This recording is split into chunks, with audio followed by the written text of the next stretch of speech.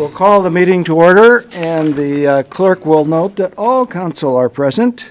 And we'll begin with an invocation tonight by Reverend William Muck.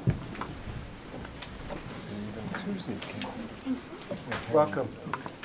Thank you. Let's pray. Father God, let me first say thank you on behalf of all who are gathered here today. Thank you especially for your many blessings on this nation, on this state, and particularly on this city. Father, in Scripture you have said that citizens ought to obey and pray for our governing authorities. You remind us that you have established the very authorities to promote peace, justice, and order. So, Father, I pray for our mayor. I pray for every man and woman serving on this city council. Father, give them the wisdom to govern well, even in the midst of conflict and divisiveness and the issues that are before us. Father, give them a hunger to serve in the needs of the community. Give them the thirst for justice and righteousness. Give them the confidence to do what is good and morally right. Father, give them the ability to work together, even where there is disagreement. And Father, give them a personal peace and joy as they go about their tasks. Father, I pray for the agenda before us this evening. I pray for the wisdom and courage to know and to do what is right, what is good, and what is true. Father, may they speak out when it is time to speak. May they listen profusely and patiently when it is time to listen. May this council always, always be guided by your Holy Spirit as they serve our community. May they be guided by your Holy Spirit as they seek justice. May they be guided by your Holy Spirit as they serve our city in love. And we pray this in your Son's precious name. Amen.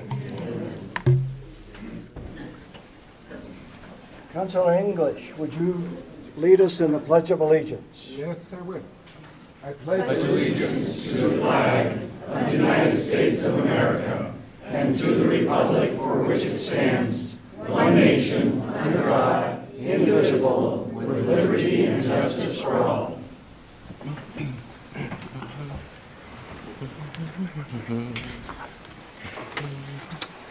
Amendments to the agenda. Mr. Mayor, under other business, I would like to pull the item I-1, which is the public comment policy. Can I get a second to that? I'd appreciate one. You I want a second. Oh, I'll make a second. Thank you. Thank you, Mr. Mayor. The reason that I'm supporting this motion before you is, well, when you're wrong, you're wrong. And you folks have let me know it. So we're pulling this because we accumulated ideas from folks out there, from other cities, and there was just a real concern about restriction of your ability to share your thoughts with us. And that's not something we want to do. And I screwed up in trying to bring this forth the way it did, and it was like throwing rocks at a hornet's nest. So I apologize to the council, to the staff for all the work you have done, because we're going to retreat. And since we have a motion on this issue, I think that we just need to go back to what current practice is and call it good at that. So if I can get some support for Dan's motion to pull this. Mr. Mayor? Yes. If in what you're saying is going back to the current practice that what we have, there's still going to be kind of written guidelines that dictate what, I guess what I want to do is make sure, without limiting anyone's ability to make a public comment, that everyone's treated fairly, that the 3-minute rule is there. And We would still have people sign up. We would ask them to give their name. We won't ask them to give their address because they might want to keep that private. But we would ask for their full name, and yes, they would have 3 minutes. Okay. That's the current practice. And then any of the other things that you've been doing previously to try to keep our business on track, we'll just do business as usual. Yes. Okay. Dan? Well, I came prepared that we were probably going to talk about this, but I do agree with you that there's a lot of strong feelings and, a number of things in the draft, proposal, I didn't necessarily agree with, but I do think that we really do need to have some kind of rules of the road. We need to have some kind of, structure around that. One of the things that, on one hand, I was uncomfortable that the mayor or some committee chair could decide and kind of put the word out that we're not going to have public comment at something almost sounded like on their own. At the same time, I think there are some meetings that just aren't meant for, they're not set up for public comment. And I'm thinking of sometimes we have our workshops, and most of us, work another job. And for some of those daytime meetings, we set an hour aside, come and talk about something, and we've, and we're not set up to have public comment. So, but I think that maybe it should be some kind of a mechanism there where we say then that, okay, for this meeting, they won't be, just kind of let people know ahead of time, this isn't one that we're set up for public comments. However, I can tell you that anything that we do a workshop usually it's got something to do with some finance or some policy thing, and this is like an early wrestling with it. But when we really make the true decisions, we're going to come back for a public forum, and there's going to be a chance to, so it's not like, oh, we're going to do it in secret or something. And, some of the things about decorum, I guess if somebody is really unruly, we have mechanisms, I guess, to deal with that. So I guess I don't, for me, I wouldn't couch it in terms of that you made a mistake or that we're retreating, but I do think, like a lot of things, is give us kind of a set of draft rules, and you tend to kind of put everything in that you might potentially want to deal with, so there's probably a lot more than we need to, but I guess we do need to have something. So I'm hoping this isn't the end of the discussion to draft some kind of a reasonable set of guidelines. Dan? Thank you. I hope it is the end of discussion. I was elected and swore an oath to uphold the Constitution. The public has a right to speak at the meetings. And I will, even if you say something I don't like, I'm here to hear that. And I believe the mayor is charged through his authority and preference to run the meeting. And if he sees someone's out of line, he can call it. We don't need to codify it. What we need is leadership. And I think that's what we have, and I appreciate that, but I will always support the public's right to speak. Yes, indeed.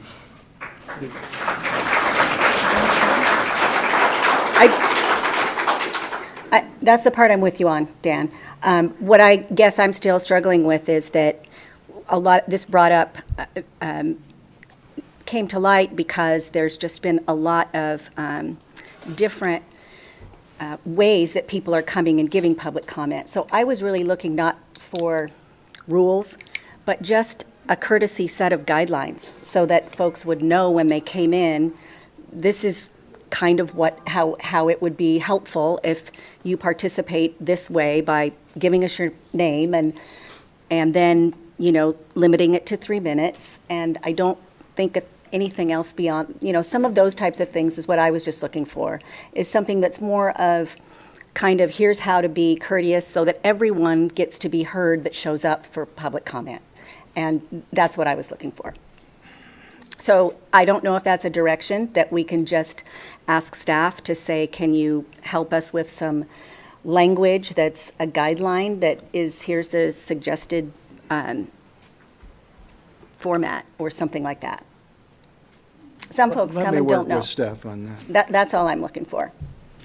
Further discussion? All those in favor of the motion respond with aye. Aye. Aye. Opposed with nay. Motion carries, and that item is pulled from the agenda. And I am telling you who have come here to testify on that issue, we're not going to impose any of those other suggestions. We will keep it to what we've already been doing, which is you will sign up, you will get 3 minutes, and that's pretty much it.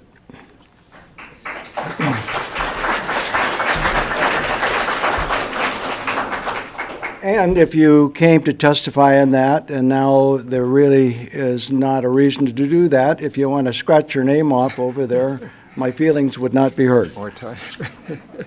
The next item, which is also not on the agenda, is there has been concern expressed about a couple different groups that are planning to hold gatherings this weekend in 2 of our downtown parks. And because of the concern that expressed by many folks, we've asked Chief White to come and share with us his thoughts on this gatherings. Well,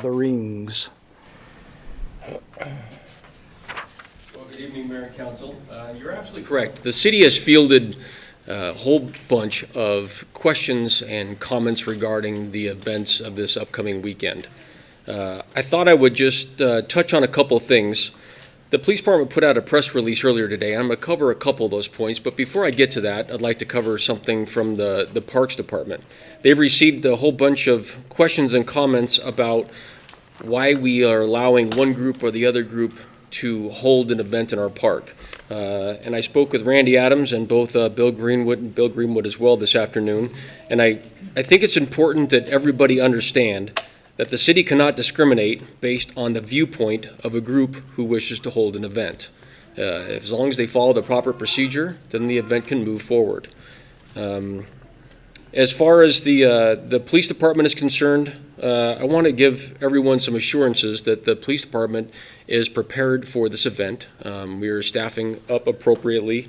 I also want to comment that the police department respects the constitutional rights of citizens not only to peacefully assemble, but also the right to bear arms. There's been a bunch of social media posts and videos and things of that nature that have caused individuals concern.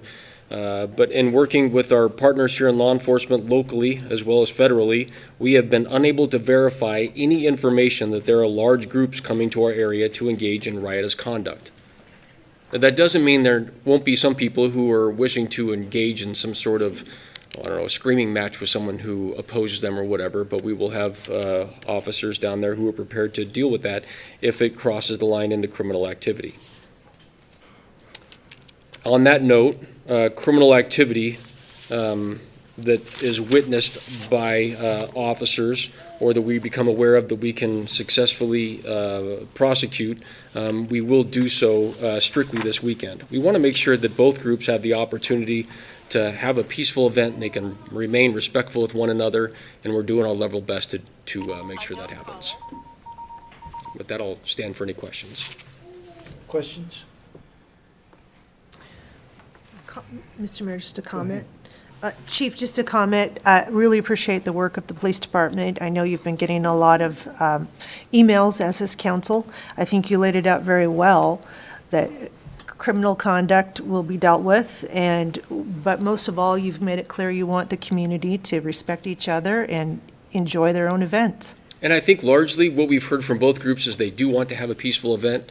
There's just a couple posts that are out there that are rightfully causing some people some concern. Thank you. Any other concerns, questions? Thank you, Chief. Thank you, sir. Next, we have a proclamation for the Kiwanis Club.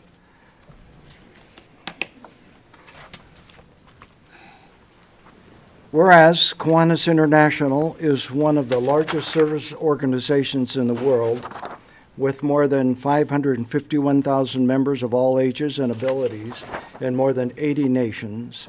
And whereas the members of the Kiwanis Club of Coeur d'Alene are devoted to improving the world one child, and one community at a time by seeking primacy to the human and spiritual rather than the material values of life. And whereas, in addition to improving the lives of children in Coeur d'Alene and surrounding areas, and promote the development of community leaders, positive role models. And whereas the first Kiwanis Club started its service in Detroit, Michigan, USA in 1915, and the first Kiwanis Club of Coeur d'Alene was formed on June 16, 1922, whereas the service provided by the Kiwanis Club of Coeur d'Alene will continue to have a positive impact on our community and citizens. Now, therefore, I, James Hammond, Mayor of the City of Coeur d'Alene, do hereby proclaim June 16, 2022 as the 100th anniversary of Kiwanis Club of Coeur d'Alene Day. Is there someone here? Angela Erickson. Angela Erickson. Hi, Angela. I'd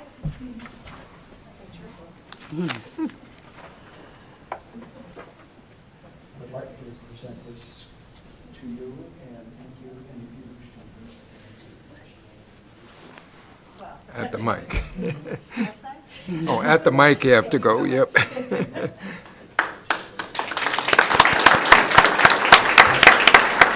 I just wanted to say thank you. Kiwanis has been around for 100 years next week, and we will strive to continue to do the good that we do in our community. Thank you. Thank you, Angela.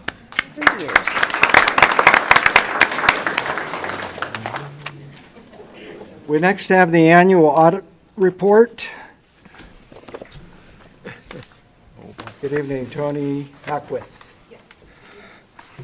Make sure I can.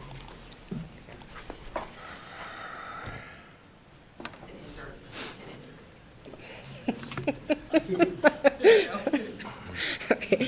Good evening, Mayor and Council. My name is Tony Hackworth with Anderson Brothers, and I'm here to discuss your financial statement audit of September 30th, 2021. I'll go over the results of your audit, have a few graphs for you, and then I'll answer any questions. Let's see if I can do this right. Okay. So our company did a financial statement audit of the city of Coeur d'Alene. You are required to have a financial statement audit due to state statutes. And then also you're required to have what's called a single audit if you spend $750,000 more in federal expenditures. So you also have that this year as well. And the primary purpose is just to assure the public that your financial statements are materially correct and materially stated in accordance with accounting policies. So as a result of our audit, we issue 3 different reports. The first report is the independent auditor report over your financial statements as a whole. And we have issued a unmodified opinion, which is also called a clean opinion, which is the best you can do. Unmodified kind of sounds negative, but it's not. I wouldn't anticipate any other. What this means is we're able to perform procedures and say that your financial statements are materially correct. We can't say absolute because we don't test every transaction. So you have a great accounting department that does very good work with the financial reporting for you. And then we issue a report on your internal control and compliance with laws and regulations, and internal controls over your financial reporting, and then the laws and regulations are over like your payroll reports, things like that, financial laws and regulations. And again, we have issued a clean report here. We didn't have any findings or internal control matters that we felt were significant. During the process of our audit, we'll talk with your financial department about maybe some areas that they might look at doing and such, but no findings of that sort. And then the final report that we issue is a report over your federal funds. You're required to hire somebody to audit the compliance over those federal funds. And again, we did not have any findings or weaknesses or significant findings over your compliance, not significant, but any findings. So, any questions on the reports that we issue? Okay. Then now I just have a few graphs of your historical revenues and expenses for your general fund and two of your major proprietary funds. This graph shows the general fund revenues and expenses over the last 5 years. You can see that in 2020, your revenues and your expenses were quite a bit higher than previous years or even this year's, and that was due to your COVID revenues that came in and the COVID monies that you spent in that year. This graph shows your fund balance. So as a result of revenues and expenditures through the years, the result is if your revenues are over, then you build up a fund balance, which you need to have. And this shows you the categories of your fund balance. The turquoise is the unassigned, which means that's available for discretionary spending for the city. The assigned is amounts that you've decided you want a specific purpose that you want to spend those for, but they can be changed. They're not set in policy or things like that. The restricted are actually monies that receive from the federal government, state government, or other sources that are restricted for a particular purpose. And then the committed funds are actually funds that the council has made a motion on and decided to spend in certain areas. So a fund balance is very important because your revenues aren't consistent. You have your property taxes, main revenues are received in July and January. The state funds, your liquor funds, highway user funds, things like that are received 4 times throughout the year. So you have expenses that are monthly, and in order to cover those expenses between those times, it's important to have a fund balance. Also, if you have unexpected emergencies, you have funds set aside to deal with those.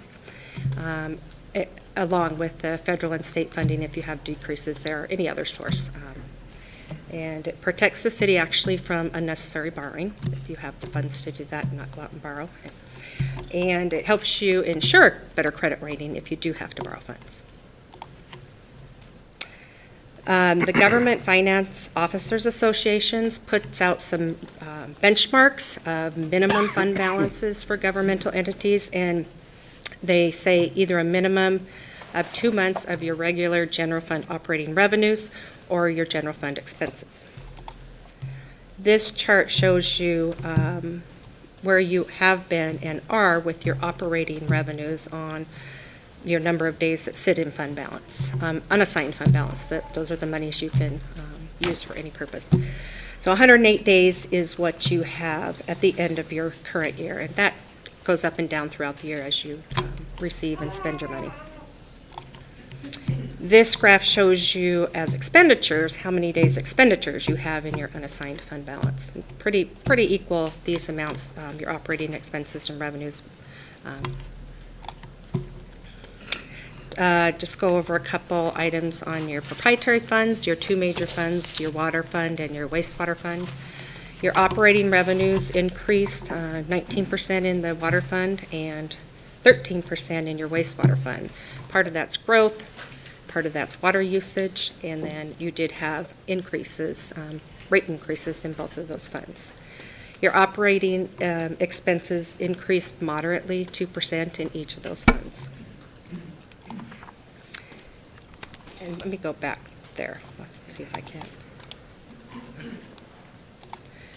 When we're talking about the revenues and expenses for your proprietary funds, unlike the general fund, which is funded mainly by property taxes, state revenues and such, your proprietary fund should be self-sustaining. That means your revenues, your charges for services should cover your operating expenses, but also they should allow for you to set money aside for capital expenditures, improvements to the system and repairs and stuff.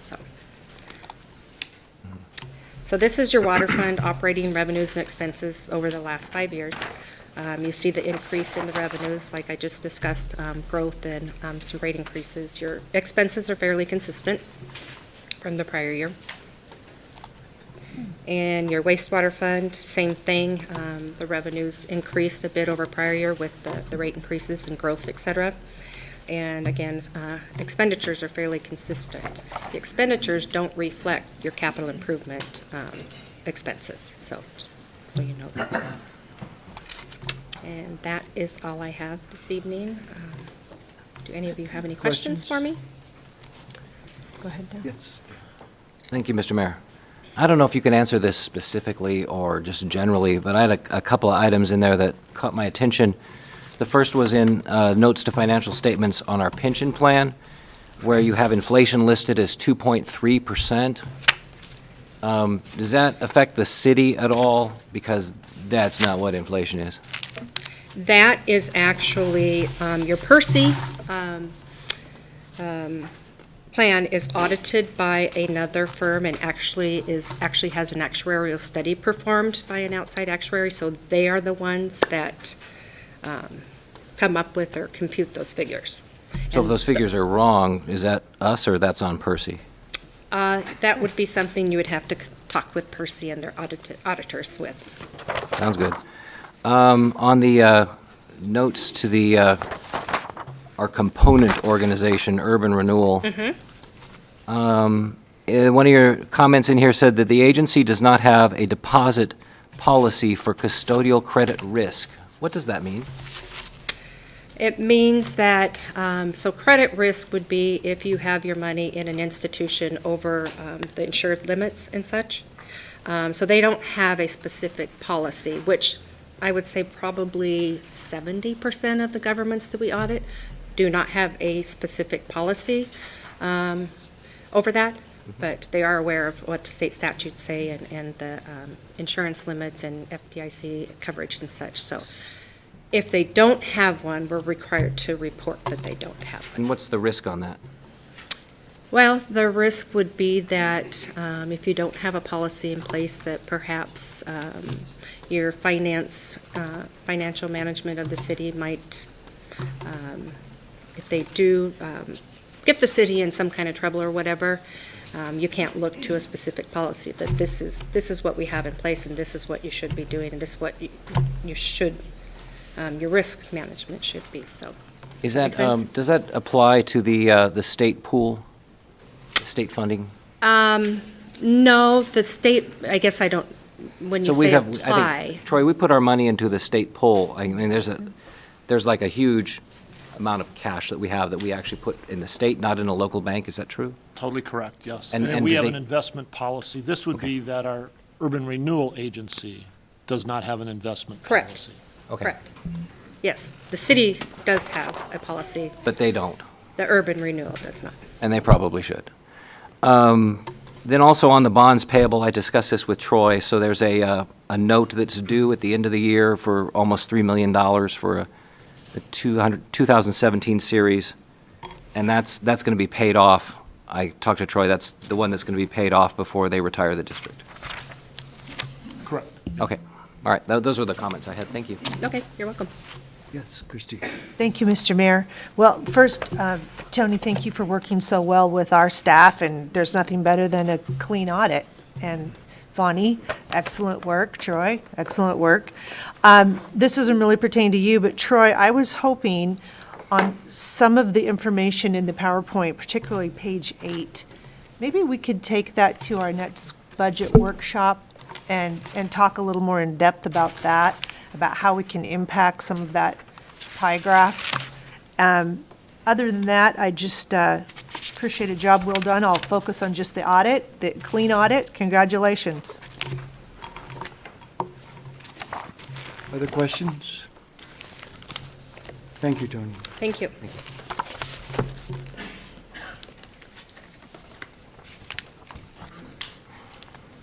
Next, we have public comments.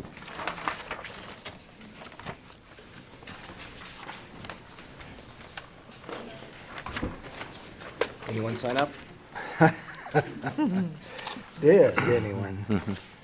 Mike Hengler? Hengler. And Deborah Rose. Yes. Go Yes, ahead. I'm not Mike. Mike got called away unexpectedly late last night, and he asked me if I would give this presentation for him. So if I may. Go ahead. This is being submitted in conjunction with the agenda items considering the future of invocations for city council meetings. I am a resident of Coeur d'Alene and moved here in July of 2016 from Missouri, not California. Further, I am a lifelong Catholic, currently a member of Pope St. Pius X Parish, part of the Roman Catholic Diocese of Boise. I am a supporter of invocations, and am hopeful that the city will be able to find a method of continuing them as part of its city council meetings. However, I believe that it is important for invocations to be inclusive. As such, they should not be managed in a way that promotes exclusion, yet this is precisely the outcome that the current process delivers. It is my understanding that for nearly 2 decades, the invocation process has been managed by the Kootenai County Ministerial Association. More specifically, the management of the invocation scheduling seems to have been the personal domain of Paul Van Noy. Interestingly, I have not been able to find any official information relative to KCMA, how it came to be, who its officers are, other than Mr. Van Noy being the president, or how decisions are made regarding membership or its views. What is clear, though, is that the KCMA, while being promoted as a Christian organization, is not even inclusive of all Christian religions. For example, the local Roman Catholic parishes are among those that have been excluded. It's peculiar that the original Christian religion founded by Jesus Christ some 2,000 years ago has been deemed unworthy to participate in the association. Even though I am Catholic, my primary concern is not the unexplained exclusion of the Roman Catholic Church. Rather, it is how the KCMA appears to have imposed its own undisclosed criteria for determining participation. This has resulted in the exclusion of broad swaths of the community and appears to be the intentional handiwork of Paul Van Noy. I am not aware of any authority or qualifications by which he can fairly judge which beliefs are deserving of participation and which are not. Recently, he even went so far as to suggest that the members of certain religious groups are welcome here, but their beliefs are not. Frankly, Mr. Van Noy's handling of the management of the invocation process has been inappropriate in its purposefully exclusionary practices. As a result, he should be disqualified from any future role in the invocation process other than to be eligible to be considered for conducting invocations. So what should happen with the invocations? My preference would be that they continue in some material form. If that causes me to be exposed to beliefs that differ than mine, so much the better. It presents me with a learning opportunity. However, I don't know that our society in its current state shares that sentiment. Differing views, no matter how benign they may be, are increasingly greeted with intolerance just because they are different. Thus, I would opt for providing time for Deborah, silent reflection. We've got a lot of people that want to... I understand. One more sentence. Each individual can then use that time as they see fit without triggering the divisiveness that has become far too prevalent. Thank you for your time and consideration. Thank you. Now, I did sign up to speak on the Yes. the other, and if I can go ahead and take a minute of my time to talk about the invocation? Yes.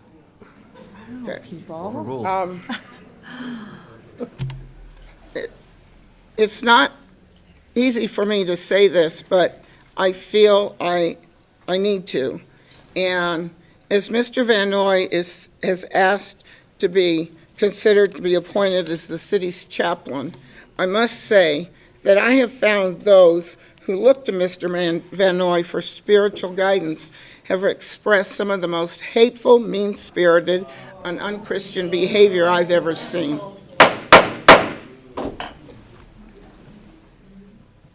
If we are a Christian group talking about praying to God, let's be respectful of one another. And that means we don't groan, we don't clap, we listen to each person regardless of whether we agree with them or not. Sorry. When Ruth Ginsburg passed away, Mr. Van Noy stated on Facebook that she would burn in hell, elevating himself to a position of judging the condition of her heart. I just don't think he's the right person to be giving any spiritual guidance to the council or to the residents of Coeur d'Alene. Thank you. Thank you. Before we move on, this discussion is not a discussion of Paul Van Noy. This is a discussion of whether we should have invocations or not.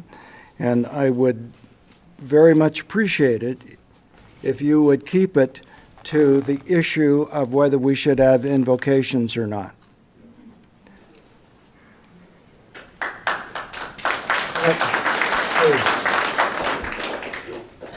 Heather Seaman?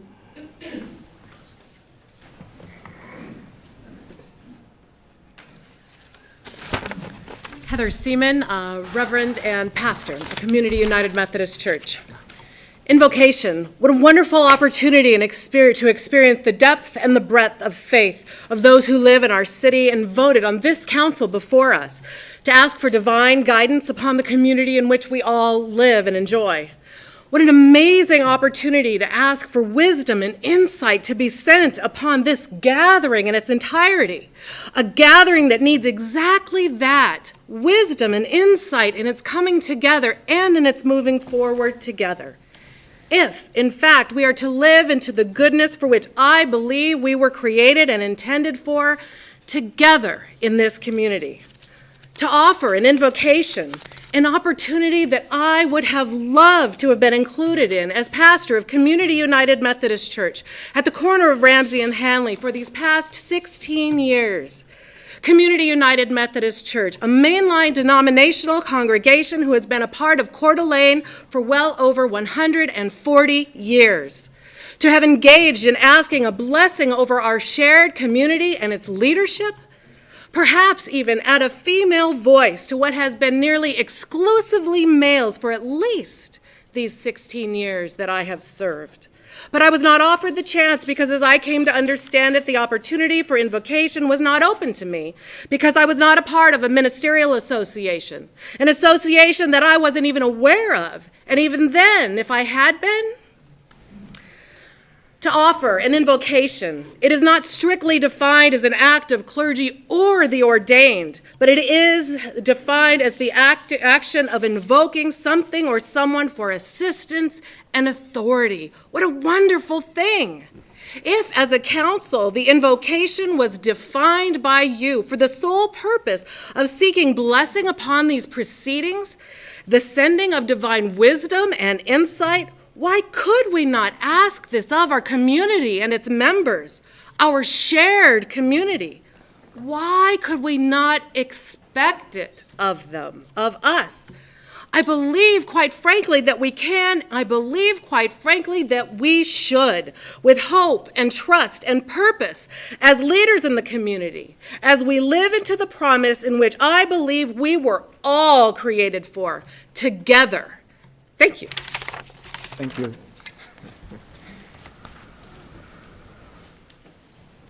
Matthew Sherman?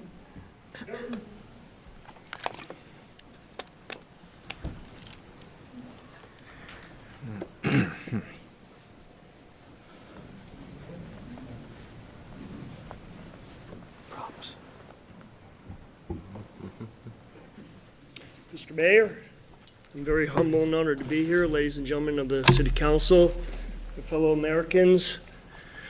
I'm retired Master Sergeant Sherman of the United States Army, and I have fought for our Constitution of the United States, and I have had friends die overseas. Religious freedom is our first and foremost. An invocation by a pastor or a preacher or a reverend is extremely important. I agree on some of the conditions of it. I disagree on some of those conditions. I just want it to remain open so that God can be presented to the council and to the city of Coeur d'Alene. And going back to our founding fathers and Jefferson's letter about separation of church and state, what Abraham Lincoln stated, without godly men in charge and without godly guidance, the nation shall fall. And I see that happening in our nation right now. We're falling because we've taken God out of school in 1963. During the 60s, God was removed from such again. During 2016, again, God was removed from certain organizations. And today I see that happening in our nation. Let us not be a city that turns our back on God and kicks him out. Because without God's guidance, we will fall. And that'd be a very sad day for this city. It's a beautiful city with beautiful people, you know. And I just want to say thank you for you all being here and listening to me tonight. And God bless America. Thank you, sir. Thank you.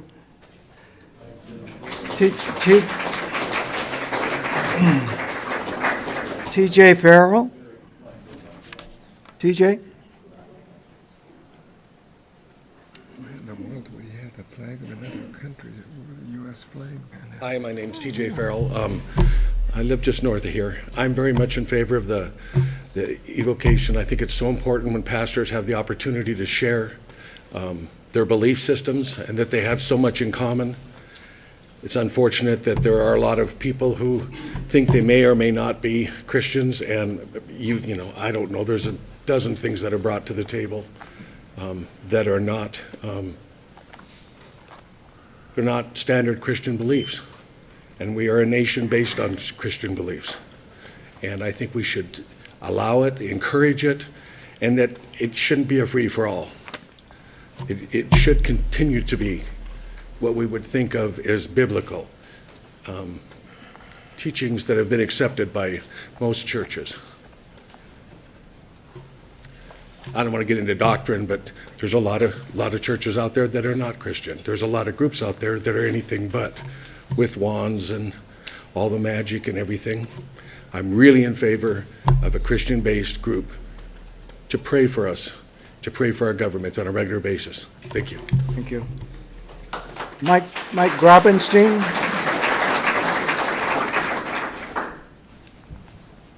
Mike Grabenstein? I would really appreciate it if you'd hold your applause. Thank you. Pastor Mike Grabenstein, retired Lutheran pastor. I would not presume to know whether an invocation before the city council is either more important nor appropriate than a simple moment of silence and reflection. If in the council's wisdom you choose the moment of silence, I would support that. If you choose to have an invocation or one to invocate the calling forth of God to be present in our midst, I would support it, being open to all, being adjudicated then by the city as it currently, as I understand, is. I am not afraid of one coming before this council in this city and the ability to invoke an evil spirit in our midst, or to run God out of town.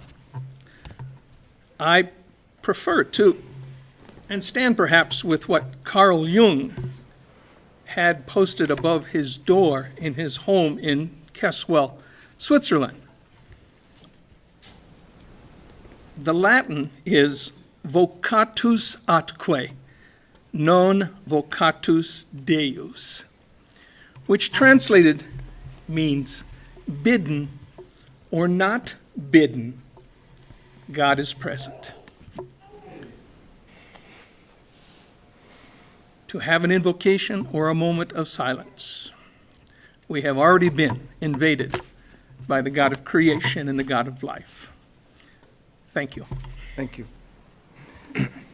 Bill, I'm sorry, I skipped past you. Bill, would you come up again, please? Thank you. Bill Muck, Crossroads Community Church Senior Pastor. First of all, Mr. Mayor, let me thank you on behalf of your citizens, your electorates, the folks that put you there, for your candor in admitting a mistake and apologizing for it. That is extremely rare in elected officials, and that is a sign of great leadership, and so we thank you for that.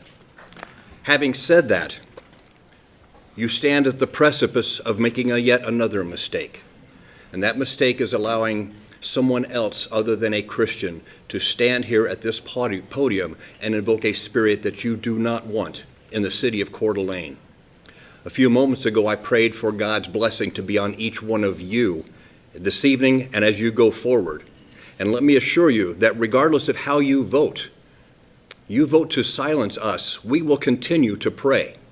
You may not hear it, and it may not be in a public forum, but you will not escape the prayers of the men and women behind me, because we believe in a higher power. We believe in God's blessing on this nation, on this city, and we will not be silenced to our God. However, you do have within your power the ability to take away our voice in public. Let me assure you that those people those countries, those counties, those cities, those states that have turned their back on God have not fared well. Ladies and gentlemen, we know that we are one nation under God. It's stamped on our coins, it's stamped on our hearts. You and I grew up reciting the Pledge of Allegiance every morning, standing at our desks with our hand over our heart. This is the culture that we have created in this city. This is the culture that has been divided around our nation, and we have seen city after city fall because they have turned their back on God. Please, I implore you, don't let Coeur d'Alene be next on the list. Thank you. Thank you. Summer Bushnell?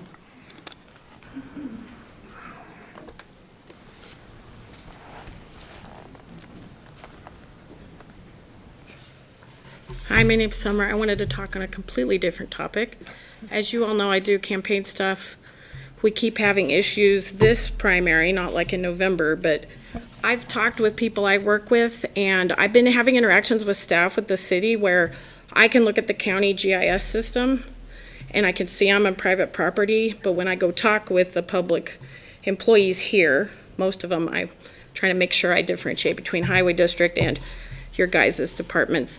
We argue over where the lines are, and I've tried talking with them, and I'm not sure where else to go. This is going to be a twice-a-year thing that wastes my time and your staff, and I'm hoping we can find a way to have more clear guidelines on where the property lines are, hopefully from the county GIS, because that's easy for everybody to access. So if you would consider that and let me know where to proceed from there, that'd be great. And I appreciate the public comment if you would rule otherwise. I'm obviously not a resident. I'm in Post Falls, so I appreciate you not voting for non-city residents to be able to speak. Thank you. Can I ask you a question, Summer? Yeah. So what's the issue with the property lines? Well, there's certain spots in the city where the code enforcement guy will think, he says the property line's different than it is, and I'm accounting for easements, and I'm telling my people, gotta follow the rules, don't touch other people's signs, and we're disagreeing on where the easement ends and where the property lines are, and I'm using the county software, and then some of the sign people, I just see removing signs, and they're like, it's on public property, and I can pull it up on my phone, or have a screenshot of it, and they disagree, and I'm not gonna argue with them, but we're gonna keep having this tug of war twice a year, and I'd like to be more efficient. Yeah, I know. I deal with that with other things, with people who like to do setbacks because they want to build a garage or something like that. Yeah. The problem is, if you want to know where the property lines are, you have to hire a surveyor. You really can't So the county survey program's not good enough? Yeah, you really can't use any of the online stuff. That's just, and I've had friends who've had to do that, who thought their neighbor's garage was on their property. And they can't, you have to get a surveyor, unfortunately. But I think we did change, Renata, you're out there somewhere hiding. We did change, or is she? Oh, yes, she is. We did change the rules about signs. So, and is that? It's not as bad as November where there were a Right. lot of issues, but to me, it's just, I know I'm wasting time with multiple cities. I have to go get signs. We don't agree on where it is, so guys are my first stop of Yeah. 4 to go. I don't want to waste everybody's time, but I'm going to keep doing this twice a year. So what kind of resolution can we come to? And it's not going to be perfect, but we could be a lot more efficient. And I agree, and it needs to be clear, because otherwise it becomes arbitrary, and we should never be arbitrary. Right, and then it's feelings hurt, and, Thank you. Thank you. Since Dan made a comment, Uh-oh. could one of else? Pardon? Could I make a comment since Dan did on, just that, I appreciate that, the comment. Actually, I'm an old election guy, so I might be kind of different, but I kind of get into the weeds on things like these boundaries and where you can put them, and it really is a big issue as far as, and we're not talking about hopefully having to survey somebody's private property because somebody's going to put up a sign. I mean, we're talking, I assume, about the large swaths of where the public property line is for next to a roadway and all of that. And so I think we really could do better, and anything the city can do to promote that. I was disappointed with, at the election time that they didn't have good precinct maps and all that. So anyway, I think that's a legitimate issue. Thanks. Thank you. I think it is Emerson. What's the last name?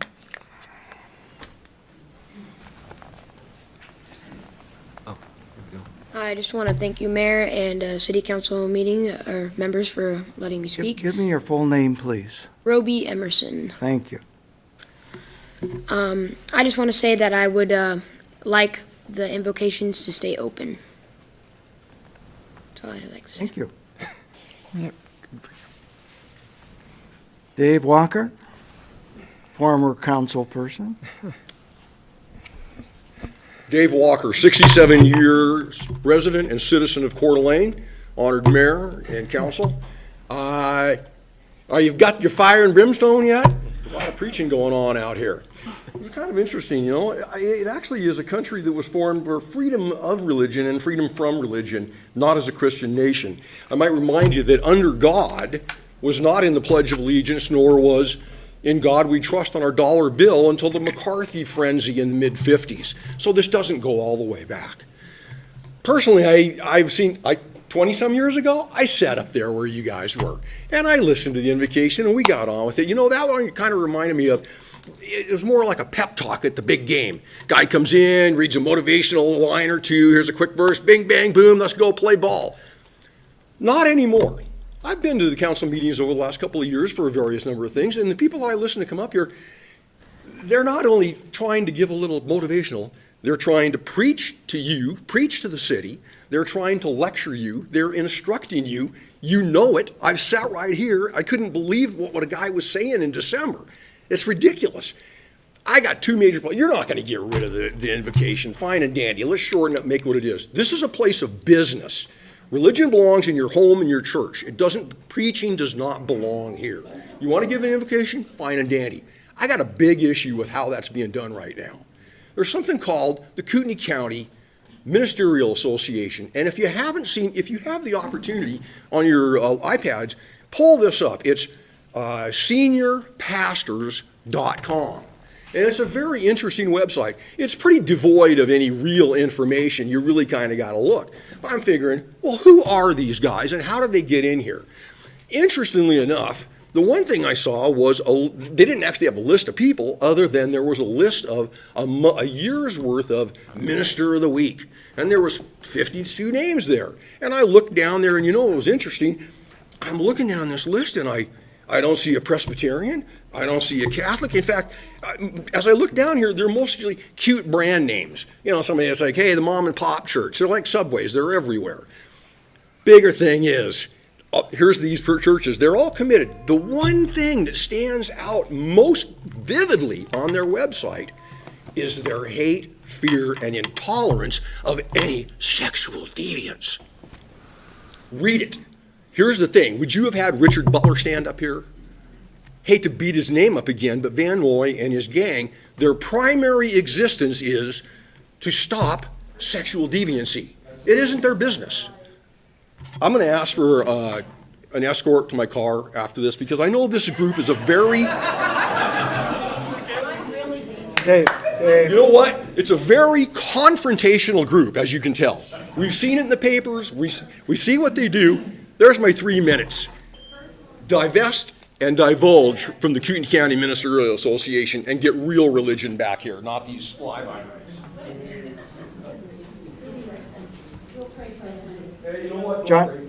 John Pulsifer?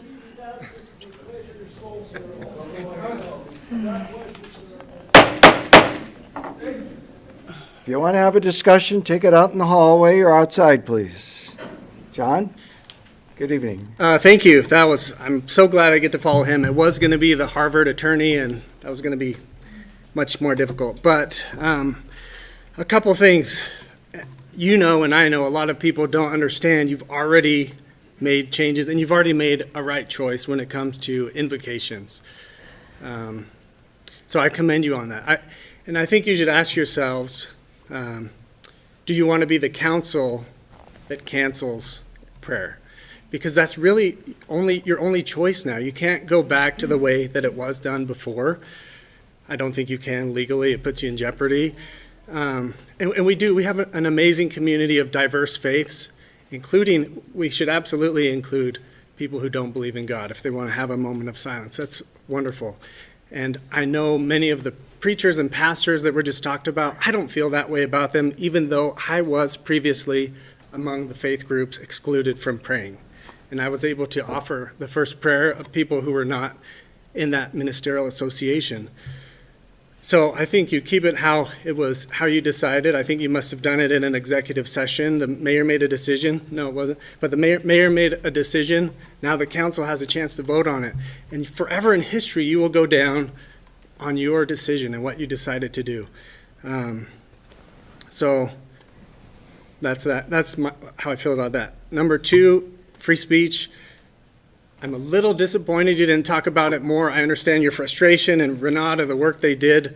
When you have somebody coming up here saying, I'm Wyatt Earp from 123 Main Street. There actually is a Wyatt Earp in this city, I know, but it wasn't that guy. And there's no such place as 123 Main Street. And I saw him here tonight, and I'm glad he shares. But hopefully when we come to give public comment, we feel comfortable enough to stand on our reputation in the community and say who we are and say how we feel. So, number three, regarding the proposed docks at Harbor Center. I don't know if this is on the agenda tonight, but I'm glad I can talk about it really quickly. Do you want to be known as the council who squandered city employee time, wasted tax dollars, and ignored the largely volunteer Park and Rec Commission recommendation to award the bids according to the Four Corners Master Plan and the comprehensive plan of the city? It was recommended to put the docks in with the boat slips on the river. A lot of city time and staff went into that, a lot of money. The Parks and Rec Commission is largely volunteer. I know Christy Wood sits on that commission, and they unanimously said, let's do it. If as a city you ask for an RFP and companies put in hundreds of hours and dollars, and then you say, never mind, we're not going to do it, what kind of confidence can people have in the city? 3rd Street boat docks are terribly congested. It's not just 3rd and Front, it's 3rd and Sherman. Think of all the boats coming down in there. If you don't pass it, then it's going to be bad. Thank you. Justin O'Connell?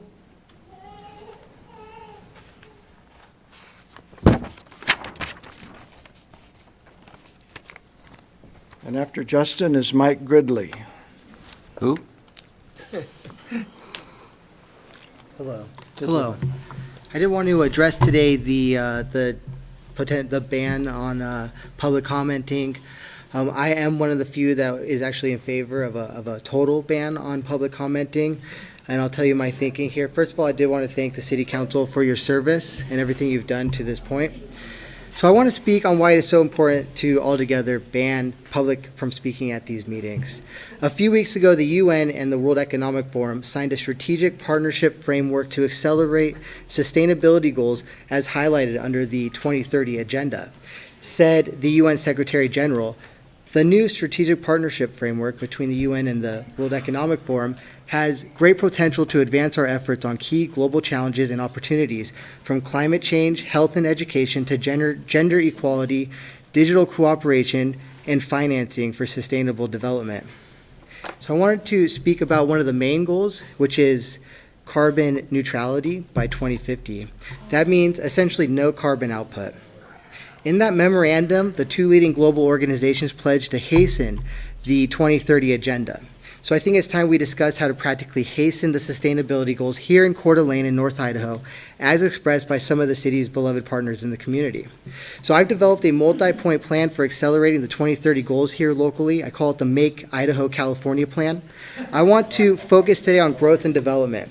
For one, with so much new construction, there is a clear opportunity to implement some of the agenda here by banning gas stoves in new construction.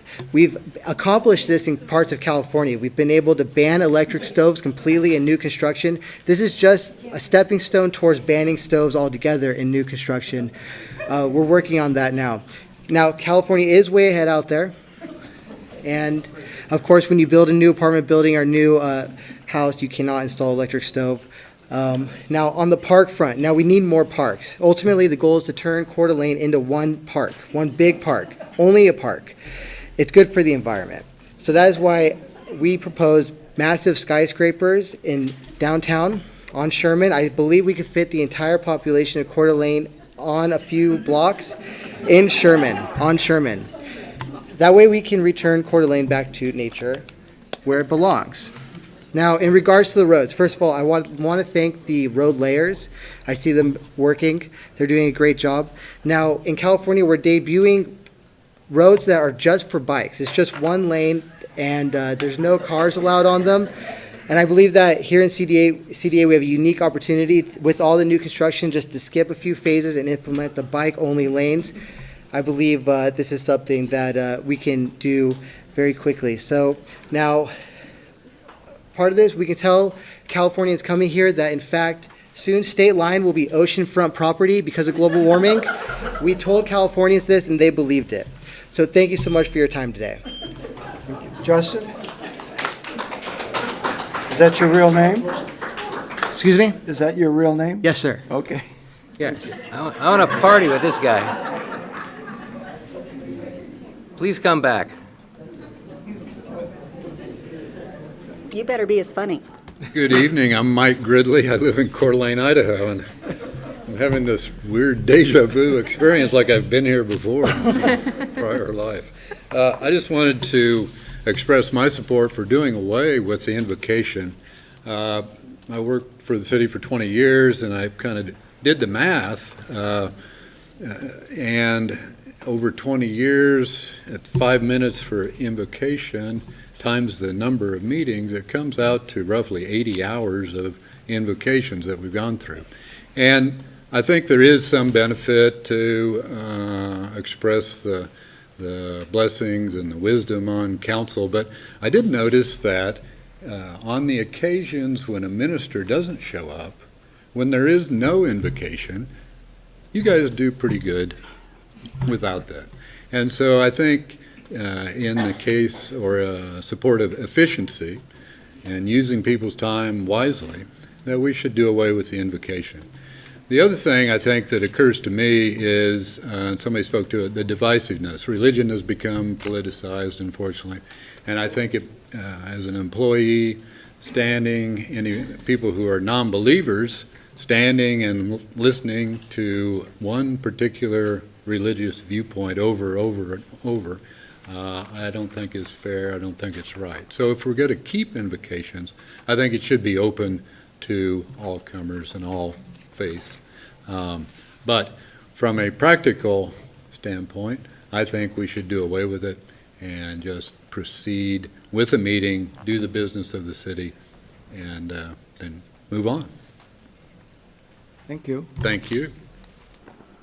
Dr. Valdez, and then Jeremy Morris is after that.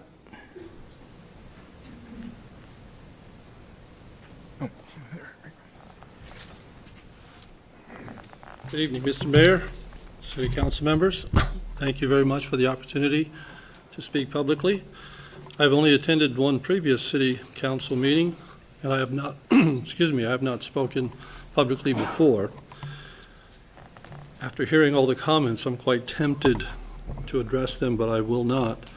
I simply want to refer to the City Council staff report dated June 7th, 2022, from Randy Adams, City Attorney, and the subject is invocations. In the report, the City Attorney addresses the history of invocations. He also addresses the financial analysis and then the performance analysis, citing the Galloway case, which was before the Supreme Court.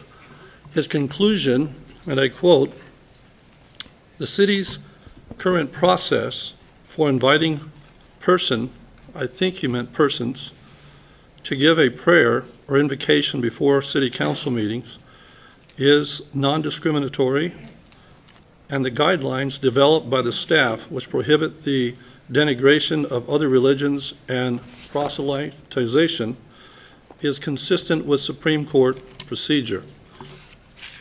And I don't disagree with that. However, scholars have distinguished between what can be called friendly and hostile separations of church and state. The friendly type limits the interference of the church in matters of the state, but also limits the interference of the state in matters of the church.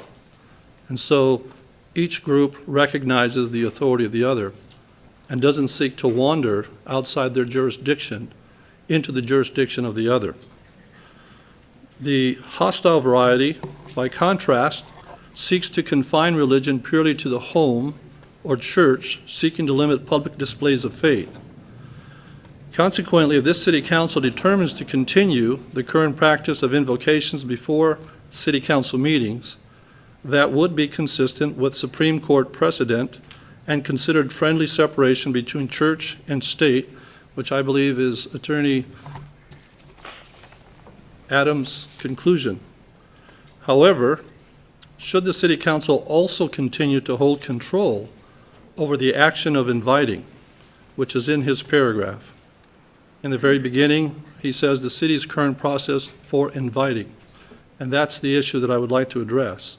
Should the city council also continue to hold control over the action of inviting, that may and certainly will be considered hostile separation of church and state, thus inviting a claim to be filed against the city in a court of law. And therefore, I am sorry to hear that the city actually took up this issue in the first place, because it was not an issue, and it became an issue. And now I feel like the city has taken a tiger by the tail, and what do you do? My time is up. It would be great for the invocations to continue, as they have been, or not continue at all. Thank you. Thank you.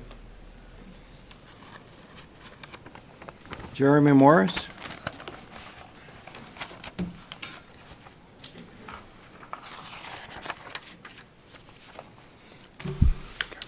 Good evening, councilmen and councilwomen.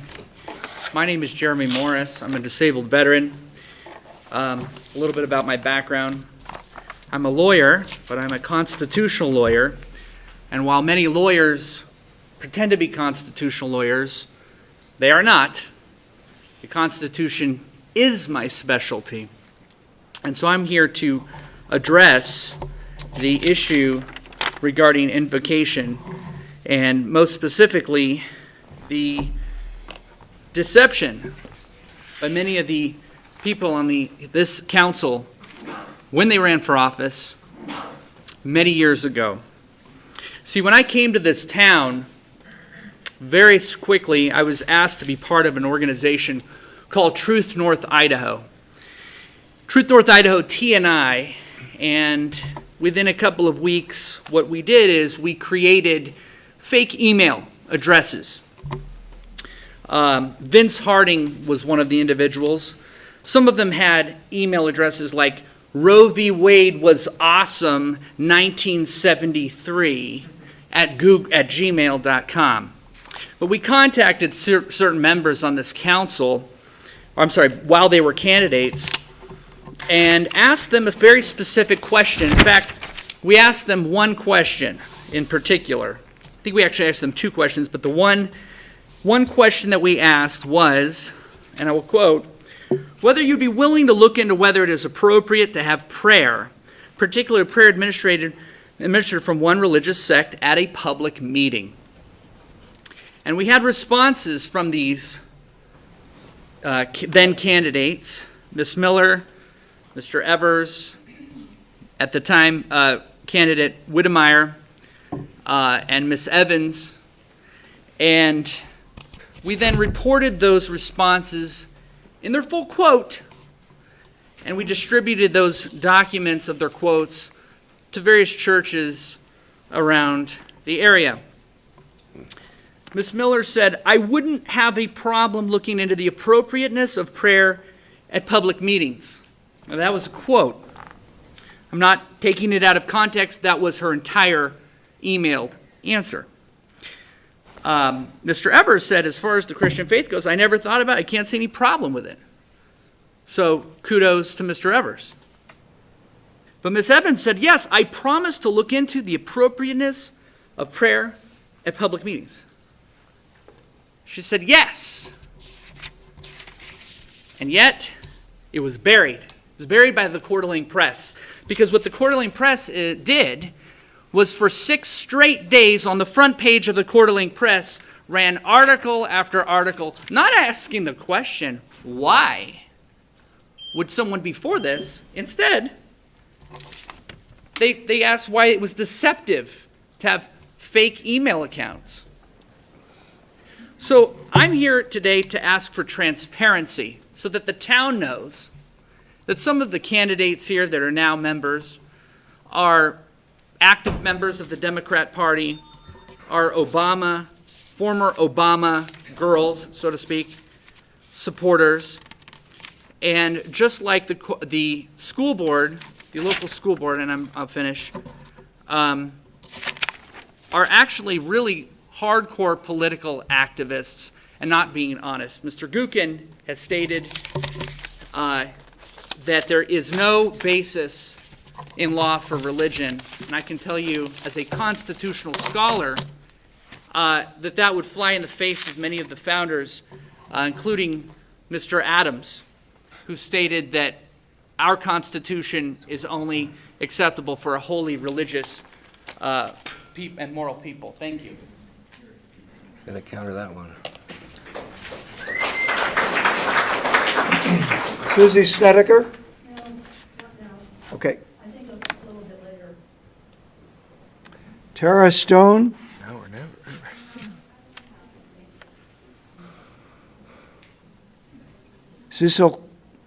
Cecil Kelly?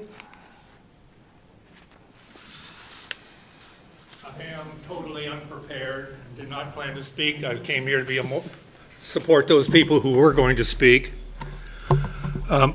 I enjoy pledging to the allegiance to the flag. I enjoy invocations and prayers. I belong to a fraternal organization that is religious-oriented, and we do not ask people what church you belong to. We do not ask you if you're a Catholic, Jewish, Mormon, Hindu, Baha'i, Lutheran. We ask if you are good people and that you believe in God. Well, I'm asking you to do the same thing for the minorities in our community, whether they are members of the American Indian Nation who still hold to their native beliefs, whether they are Baha'is, whether they are Wicca witches, because I want you to reflect the values of the whole community and not just the majority of the community. As someone who loves this state and who's been a resident here in Coeur d'Alene for the last 77 years, having gone to Harding and Central and North Idaho Junior College, I'm asking you to enfranchise those people who we ignore, those minor religions, those people who are non-Christian, those people who we may not agree with. Even though, endorse those people who may hate you individually. I have. I have forgiven the Aryans for hating me.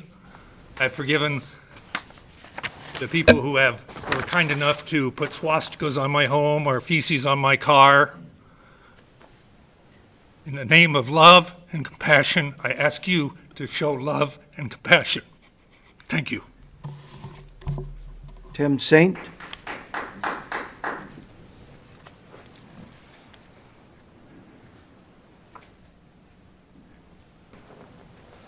Yeah, hey, thank you for giving me the opportunity. My name's Tim Saint. I'm a recent resident of Coeur d'Alene, a refugee from the People's Republic of Seattle. And apologies to people here for invading your town, but I love freedom, so that's why I decided to move to Coeur d'Alene, Idaho. But I just So first of all, I want to thank you for allowing public comments to continue. I think it's critical for the First Amendment and to our right as citizens to be able to express our views. So I want to thank the council members for that. I want to address, and I was going to address that tonight, but I really don't need to anymore, but I will address the subject of invocations.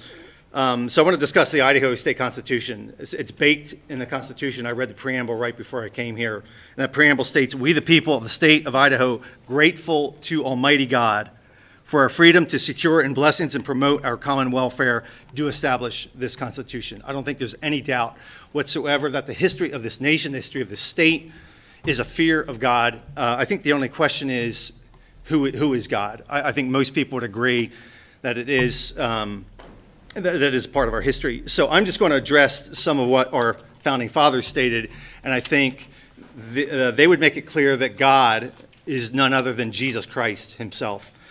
Samuel Adams, signer of the Declaration of Independence and governor of Massachusetts, and as it is our duty to extend our wishes to the happiness of the great family of man, I conceive that we cannot better express ourselves than by humbly supplicating the supreme ruler of the world that the rod of tyrants may be broken to pieces and the oppressed made free again, that wars may cease in all the earth, and that the confusions that are and have been among nations may be overruled by promoting and speedily bringing on that holy and happy period when the kingdom of our Lord and Savior Jesus Christ may be everywhere established, and all people everywhere willingly bow to the scepter of him who is Prince of Peace.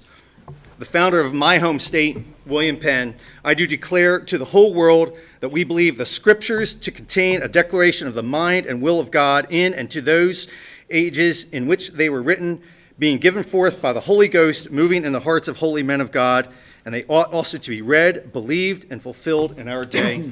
And in my last moment of time, since I have 3 minutes, I'm going to follow up on that. I'm going to pray to God himself and for you. Lord, we bless your name. You are the only wise God.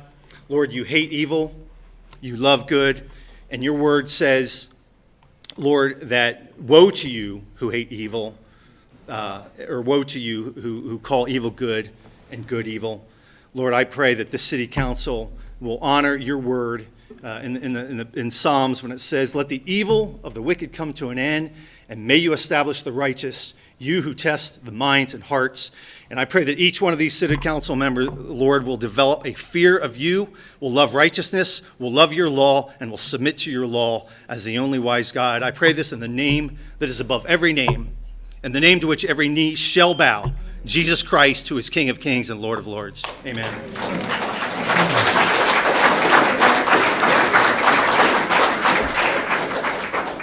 Randy Neal.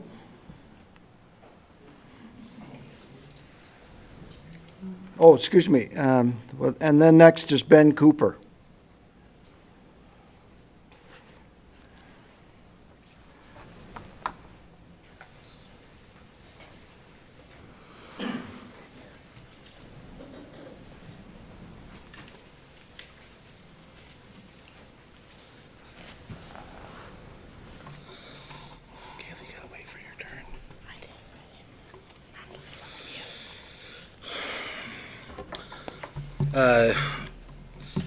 Greetings, City Council. First off, I wanted to thank everyone for taking the restrictions off of public comment and removing the address requirement.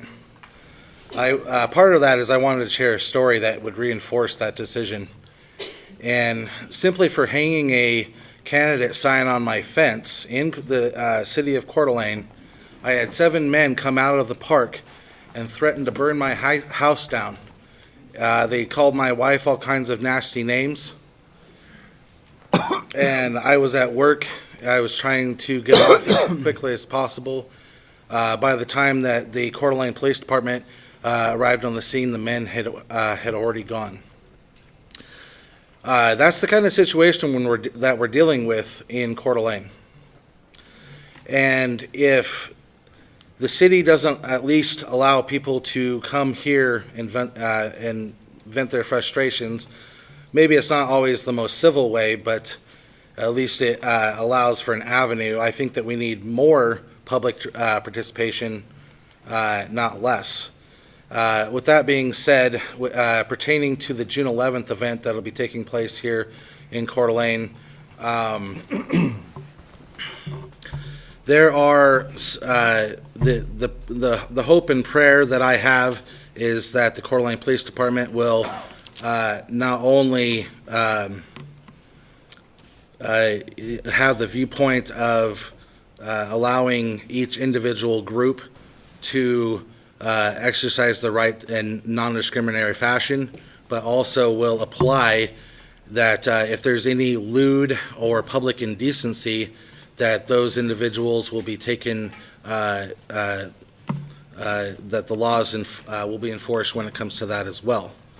As far as the prayer invocation, I had a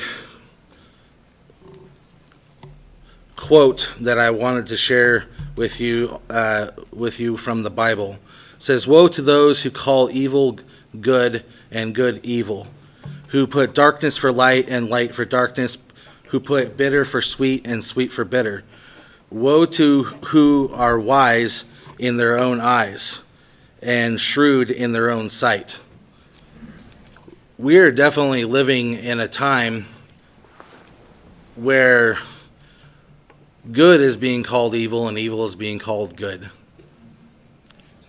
We are living under some oppressive federal government guidelines, and it was Benjamin Franklin that said that all politics are local, and it is very important that we ask for God's wisdom in invocations before we make decisions. I'm out of time. I didn't get to say everything I wanted to say in regarding the invocation, but I thank you for the time. Thank you, Ernie. Ben Cooper? And then Linda Wolovich?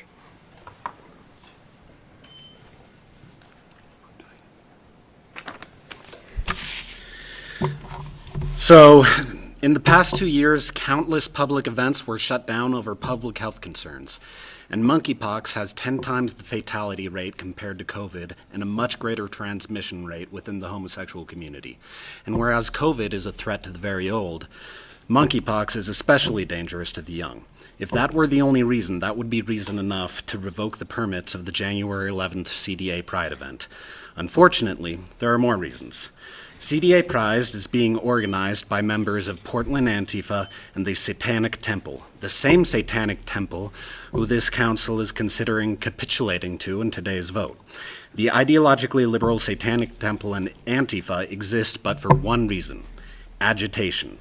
Agitation as a means of deconstruction, degeneration, and destruction of the traditional norms and values that serve as the moral foundation of conservative communities like Coeur d'Alene.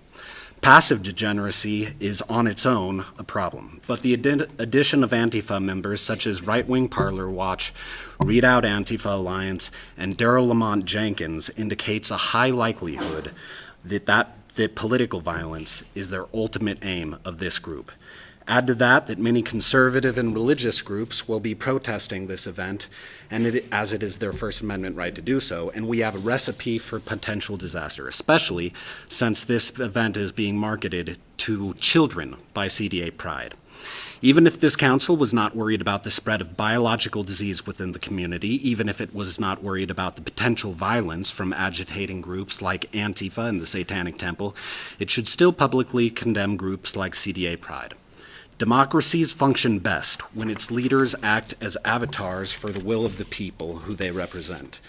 And as the recent election shows, Kootenai County does not stand for moral subversion and degeneration that is the ultimate aim of liberal groups like CDA Pride. The uncomfortable fact is that so-called Reagan reactionaries were right about what is now called the LGBTQIA+ community. That plus and recent Pride events have shown that the reactionaries were right in that they are coming for your children. These events are little more than mass grooming events where pedophilia is prominent. I'm not a very religious man, but you don't have to know the Bible to know that hormone blockers for children and having children dance in drag while older men give them $1 bills is a crime against nature itself. Further, it has recently come to my attention that CDA Pride has violated the terms of its permit by promoting paid sex workers in violation of both state law and U.S. Code 2251 regarding the sexual exploitation of children, which could theoretically open up this body to legal liability. I urge this council to reject the Satanic Temple, reject Antifa, reject CDA Pride, and embrace the values of their constituents. Thank you. Thank you.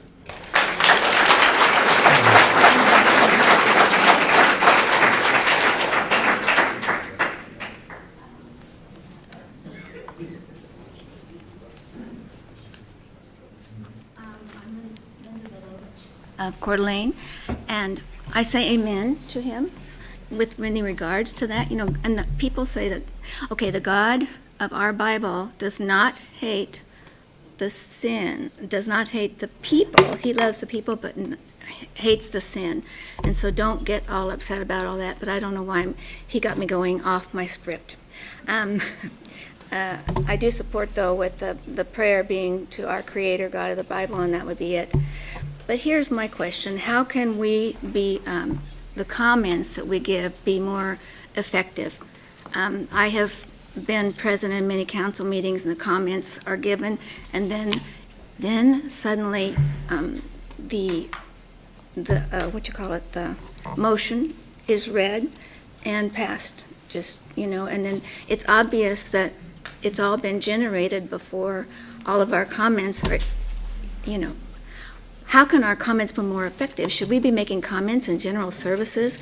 Where do we do this? Because one time I thought that I could make comments about the city budget, and I did, and it was a very good comment, a suggestion during the McEwen thing, and Mr. Gookin did pick up on it and started to have a little conversation. Mr. Kennedy right away cut in and said he was grandstanding and didn't allow any discussion. And I really thought that when we had the comment time on the nights that we're making anyway. Another time I was involved with the time that they wanted to make Tubbs Hill commercially viable for Row, and this time it worked. When we took petitions up, we didn't find out about it, that it was even happening that night, until about 5 days before, because the Spokane paper had it in the front page. Then our paper put it in the front page, But, so we did 9,000, oh gosh darn. Anyway, so people came. We had the petitions. We could get organized because of something big like this. But it seems like we never know ahead of time. I don't know.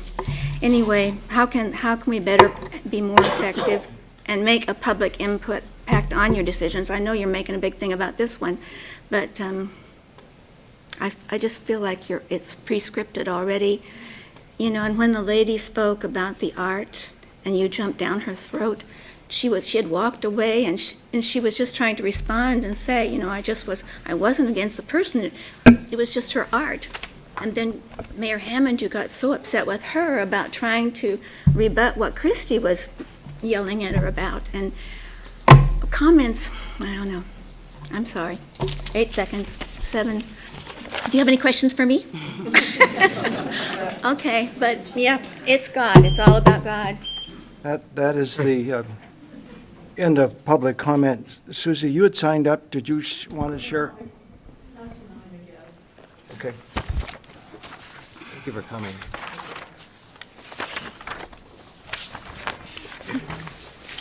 Move on to announcements, City Council. I have two. I have two things. One is that, in fact, some folks here might be very interested in this one, but the Historical Society is partnering with the library to showcase the Traveling Idaho Constitution, July 13th through August 26th. And there'll be a grand opening on the 13th, and then it'll be available for viewing in the Nelson Room here at the library. So that'll be kind of an interesting thing. The history of that is great. The other thing from the library is they're doing a new national trend following thing where they have a funded donation to open a library of things. And this is things that can be checked out, not necessarily books or audio or video, but something like a sewing machine or a metal detector or some object that a person might not need all the time or need to own, but there's going to be a library of things that they can check out to use on a temporary basis. Thank you. Dan? Well, I guess just to clarify, sometimes people say that we've got it all figured out ahead of time, and I certainly don't. Like, I was surprised that we were going to pull the agenda item off about public comments, and I can deal with that, but I do hope that we're going to keep the invocation item on there and have that, because otherwise It's not been pulled. Okay. And I'll leave my comments for that.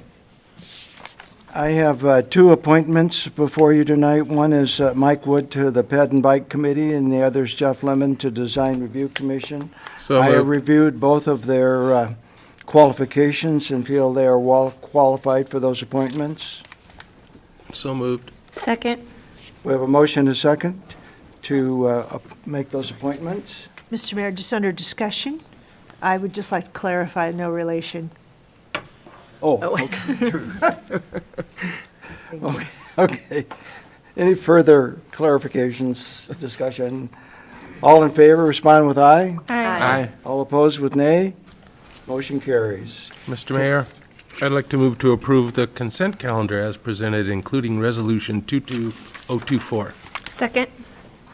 We have a motion and a second. Any further discussion? Yes. Mr. Mayor, on item number 9C is the lease agreement with Paul Masson for a mobile food concession in Atlas Mill Park. In our committee, we lowered the amount of that to $5,000. I don't see it reflected in the final document. Is Mr. Greenwood still here? Is it 5,000? Correct. Thank you. Well, let the record show that the lease is for 5,000, not 6. Thank you. Further discussion? Will the clerk take the roll, please? English? Yes. Wood? Yes. Evans? Yes. Miller? Aye. McEvers? Yes. Gookin? Yes. Does the council need a break, or do you want to just keep plugging forward? How much? Need a break or keep going? So far, so good. Okay. Okay. We will move on then to a lease agreement with King Morton LLC.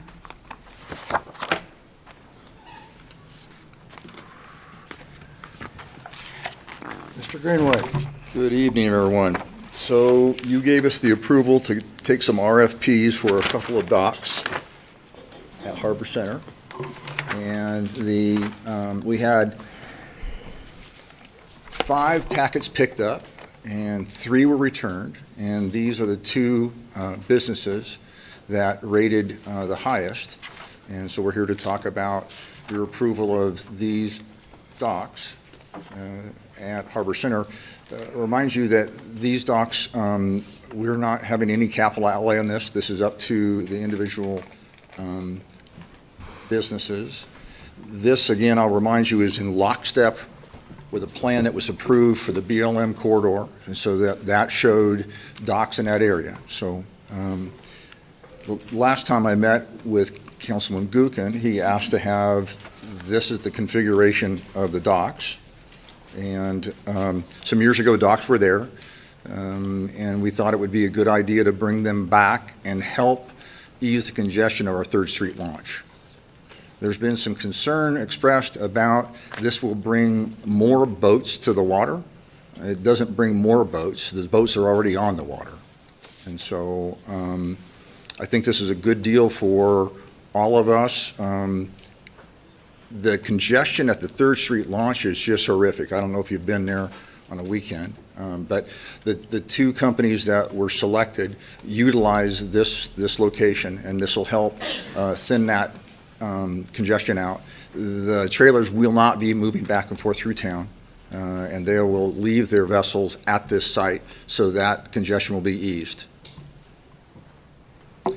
And again, like I said, the Park Commission approved both of these businesses.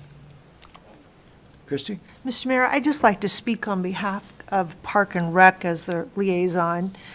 Bill's correct. We did vet this proposal, and we were 100% in favor at Park and Rec Commission. All of the statements that Bill made went into our discussion. We've had those discussions about how it will open up Third Street to the public.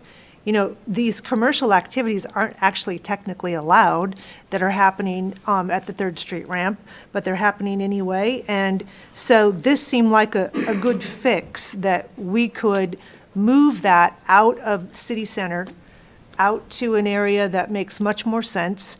One of our commissioners just happens to live on Government Way, and just anecdotally, he thinks about 50 trips a day of big boat trailers coming down Government right into the heart of the city. So that becomes an issue, not just with congestion, but with safety, with our pedestrians. So the commission saw a lot of value in moving this. Now, if we accept this RFP, there is a lease agreement of $50,000. Now, some people say, well, $50,000, that doesn't matter to the running of the city. Well, actually, we're no longer collecting the launch fees that we have collected for years and years and years.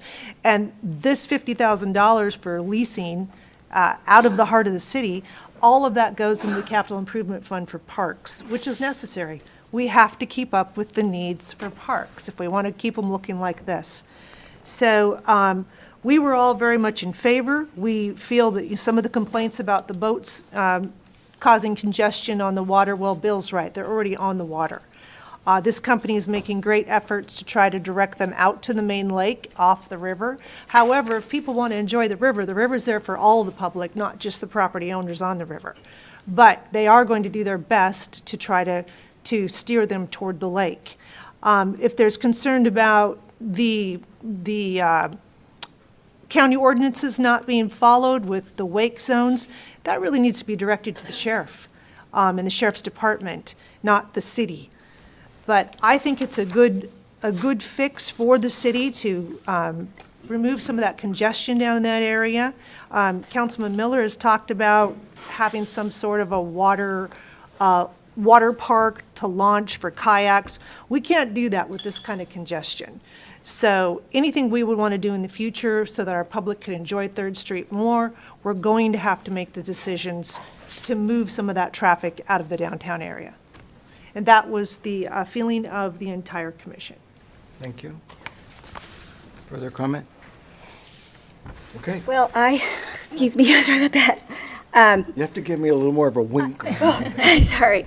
It's just trying to gather all the thoughts at one time and then try to get it out there. A couple of things I wanted to mention that was brought up earlier. When we approved to ask for this RFP, we don't know what the whole plan is until it comes back. So I appreciate that a huge amount of effort was made by the people who submitted this and also by your staff. And, but there's a couple things that I want to address. I wasn't in favor of this when it came to subcommittee, as you know. And great points, Christie, all of them. The water trail, as I designed it, could happen without crossing into the boat congestion. It wouldn't be ideal. So that one would happen. It was my understanding, too, that there are annual permits that are issued to these commercial operators for launching at Third Street. Is that not true? There is a fee collected for some of the operators. Not all of the operators are paying that fee that's being collected by Diamond Parking. Okay, but there is a fee in place. It's a small fee. And Okay.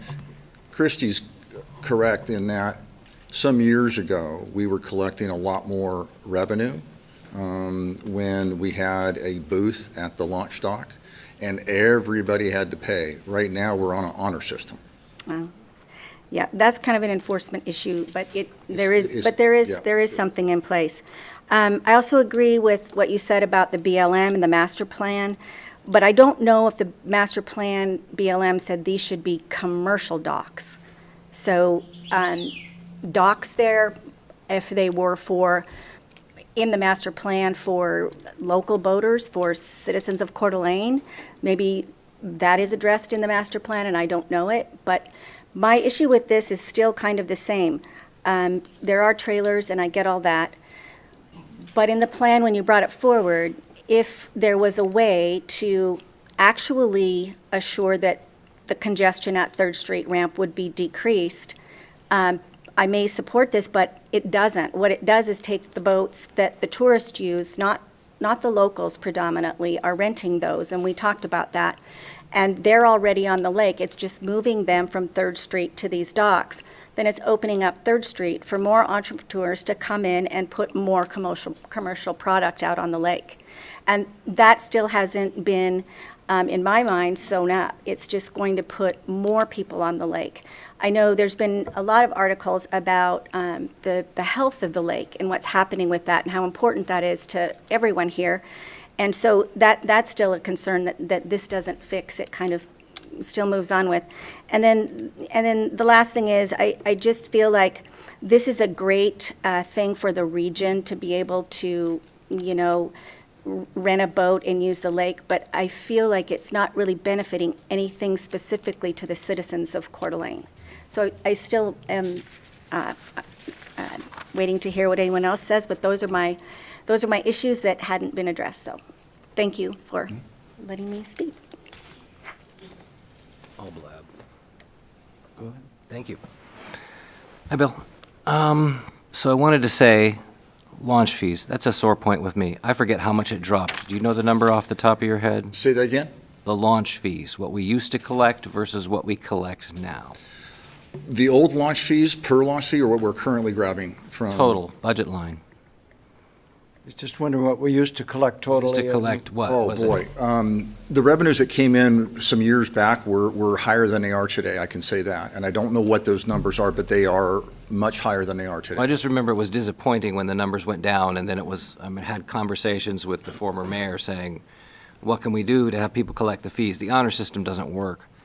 And I wanted to address what Mr. Pulsifer said regarding RFPs. I think everyone who does an RFP knows that only one guy's going to win. So they're all investing equal amounts of time in the RFPs.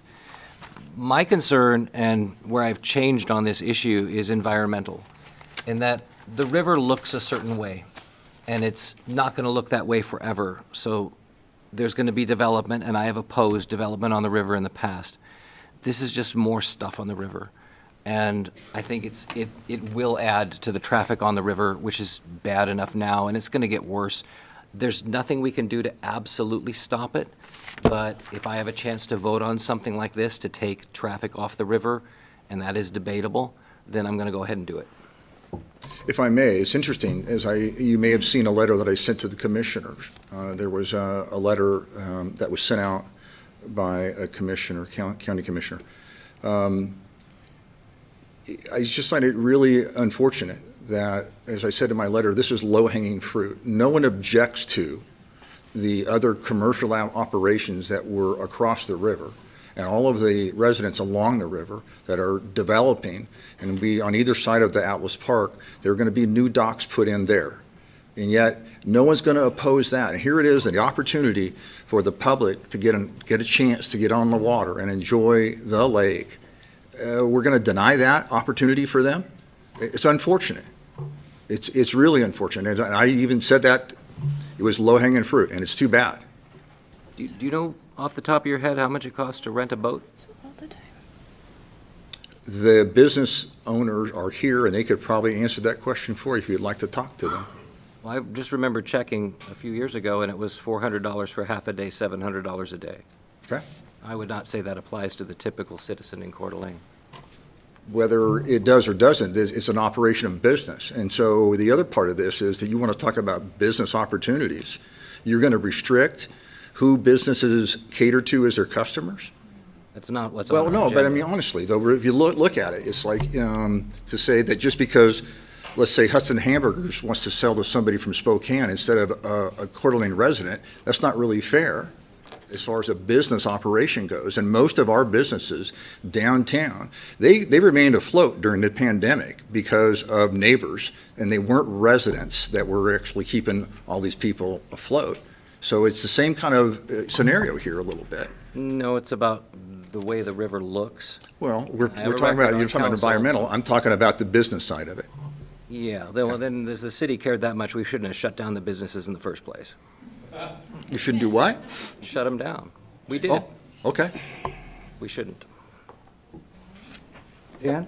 Sure. Well, I am supportive of this. I mean, I remember, Coeur d'Alene, the lake, the river from long time. We've had different things.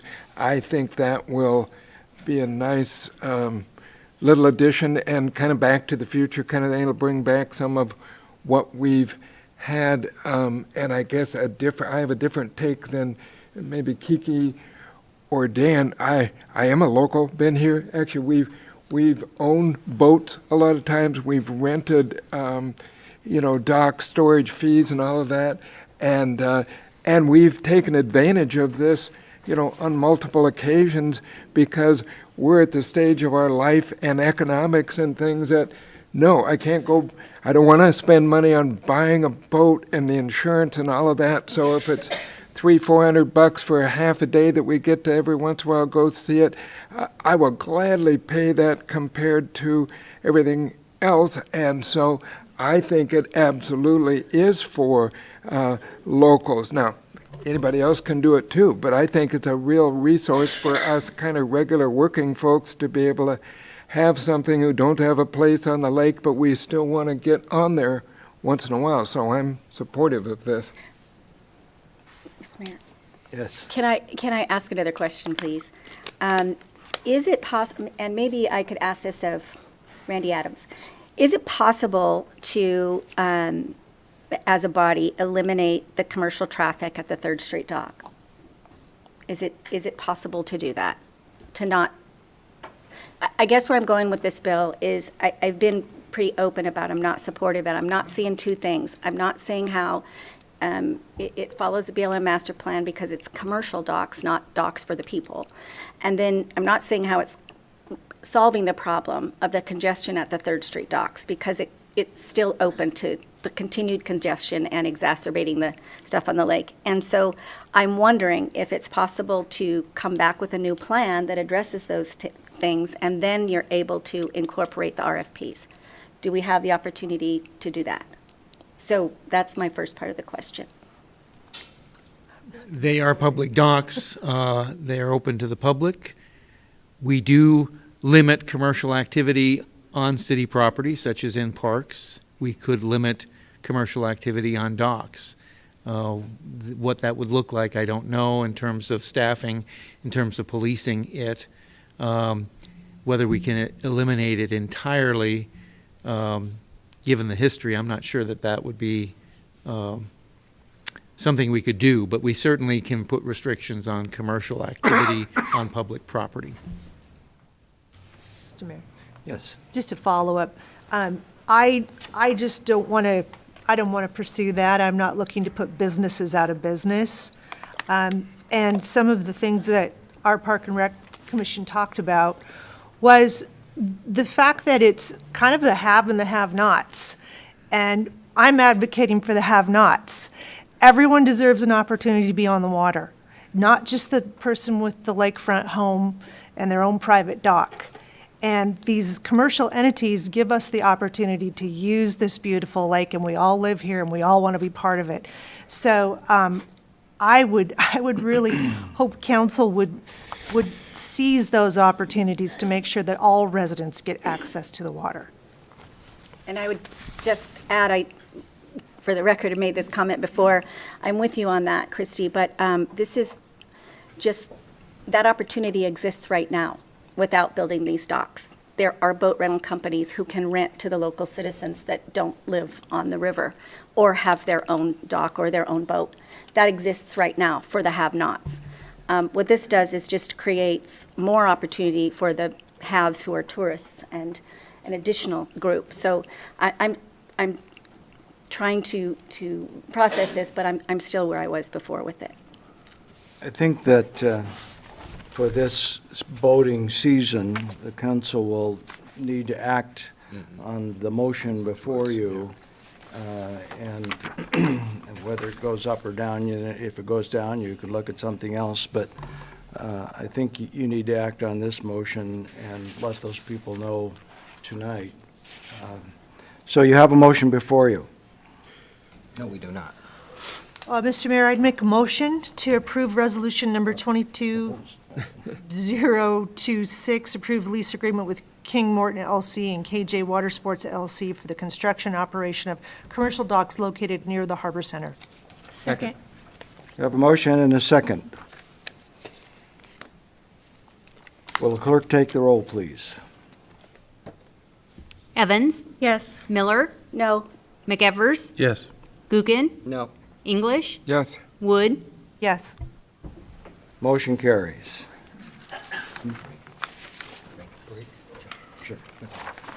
We, some of us have had enough water up here. We need to take a little break. 5 minutes. Thank you.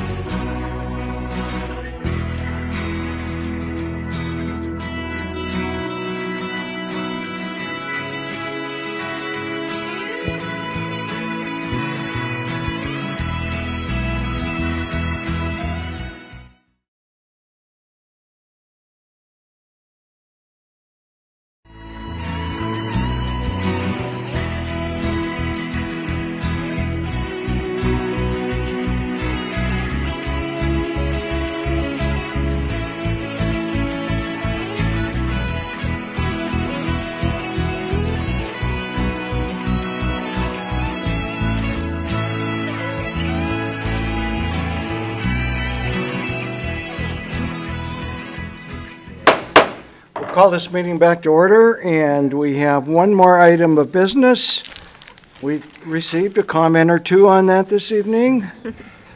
Yeah, you may have heard that there's an issue involving invocations before the council. The question of the night is, should the practice of giving invocations before city council meetings be continued? If so, what should those guidelines be? It is absolutely clear that invocations before a city council meeting are constitutional. The Supreme Court has been explicit about that. It dealt with a case involving the city selecting the person who would give invocations. It involved a practice that involved mostly Christian invocations. But the court made it very clear that it should be a non-discriminatory practice. The current city practice does not involve the Kootenai Christian Ministry Association in the selection of those who give invocations. That was changed recently. Currently, actually, there is no selection process. The city opens up the calendar for the calendar year and invites people to sign up for that privilege of giving an invocation. The city has never turned anyone down. The city has not taken a discriminatory stance against it. My purpose before you today is to tell you what the city can and cannot do. And I can tell you that the current city practice is consistent with the Constitution and with what the Supreme Court has said. There could be other restrictions, there could be other rules. It's up to the council. If you have some thoughts on that, I can tell you whether I think that would be consistent with the Constitution. But the practice as currently followed by the city is constitutional. So I'm open for questions. Christie? I have a quick question. Randy, my question is, in order to fill those slots, can we do a lottery type system where any interested party would provide their information to the city and then we could fill those slots by simply pulling their name and assigning? Yes, I believe that would be consistent with the Galloway case. Thank you. Other questions? Okay, thank you, Randy. That was easy. Well, you aren't done yet. Mr. Mayor, I would like to have your permission to bring up Pastor Vanoy to address this topic and express his concerns. I met with the pastor a few weeks ago, and we had a great discussion on the topic, and I'm sure that he will have some marvelous things to say. Thanks.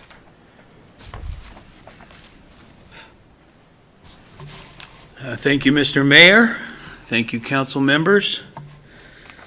I have a lot to say. I want to address some of the things that have been said here already this evening. I suppose I'd like to put that in the form of a question. Some of the comments and some of the uproar that came out of what apparently was a personal attack, I want to mention I'm not offended. This isn't about me, and it has nothing to do with me per se. It does have to do with the fact that I've been serving the city of Coeur d'Alene for over 18 years. We have been offering to serve at no charge to the city, where you'll note when I do read through this letter that the state and the federal government pay a chaplain, and I have been serving in this way for these many years because I love our city. And I love all of you. And those of you that I've been able to build relationships with, I think you know that. Some of the comments that have been made, I find a little offensive in the sense that the accusations of our being exclusive and or holding others out is incorrect. To my knowledge, we have never turned anyone away from the Ministerial Association. We have a variety of pastors and leaders, some ministry heads that are not pastors, nonetheless clergy, that serve in the Ministerial Association. We are very diverse, and even one comment that was made about a Presbyterian being disallowed, not true. We have Presbyterians in the Ministerial Association and many, many denominations that are involved, and we are very welcoming. With that said, I want to just mention, and I'll put emphasis here, it will come up again in my letter, my concern for the city has nothing to do with me or the Ministerial Association continuing this service. It has to do with the very real work in the spirit dimension of the invoking of a spirit. Tonight, you've heard some people comment about moments of silence. A moment of silence does not invoke a spirit. Some people have discussed the idea of witches. I heard that come up twice, Wiccans. Satanists have come up already. We've had that mentioned twice tonight. In my opinion, and in the biblical counsel that we find in the scriptures, the invoking of an unclean spirit is a dangerous act. And we should be very cautious about that. And so I want to read my letter to you, and then I'd be willing to take any kind of questions that you might have. Paul, if you could summarize your letter rather than read it word for word, since we've received it already. I understand. That. I do understand that. I would, however, request that you allow me to read it all. I will read quickly, but I want it on the record. And so if it's okay with you, Mr. Mayor, may I? Okay. Thank you. Dear Mr. Mayor, Jim Hammond, and City Council members, it's no surprise that the invocation and its handlings have come up for discussion. Most of you know that as president of the Ministerial Association, I have served the city of Coeur d'Alene, hereafter also city, in the capacity of oversight, screening, and organizing various pastors to lead the opening prayer at the city council meetings for the past 18-plus years. My desire has been and continues to be one of service and support to the city leaders and all of our residents. I recognize that our community has a variety of religious groups and that many religious leaders may want to offer an invocation. Therefore, the role and responsibility herein is best handled by the clergy, not by a city, county, state, or national government. I have and continue to offer myself to this end in order to protect you and our city from entanglement with or in the regulation of religious activity. That said, your recent decision to take oversight and control of the vetting process may or will provide the city of Coeur d'Alene unwanted conflict. Therefore, I suggest you allow the Ministerial Association to continue this management. For your decision process and consideration, I submit the following. Number one, by definition, an invocation is the act of calling upon someone or something for assistance. For our purposes herein, it is the calling upon a deity or a supernatural entity for the same. This fact requires careful attention.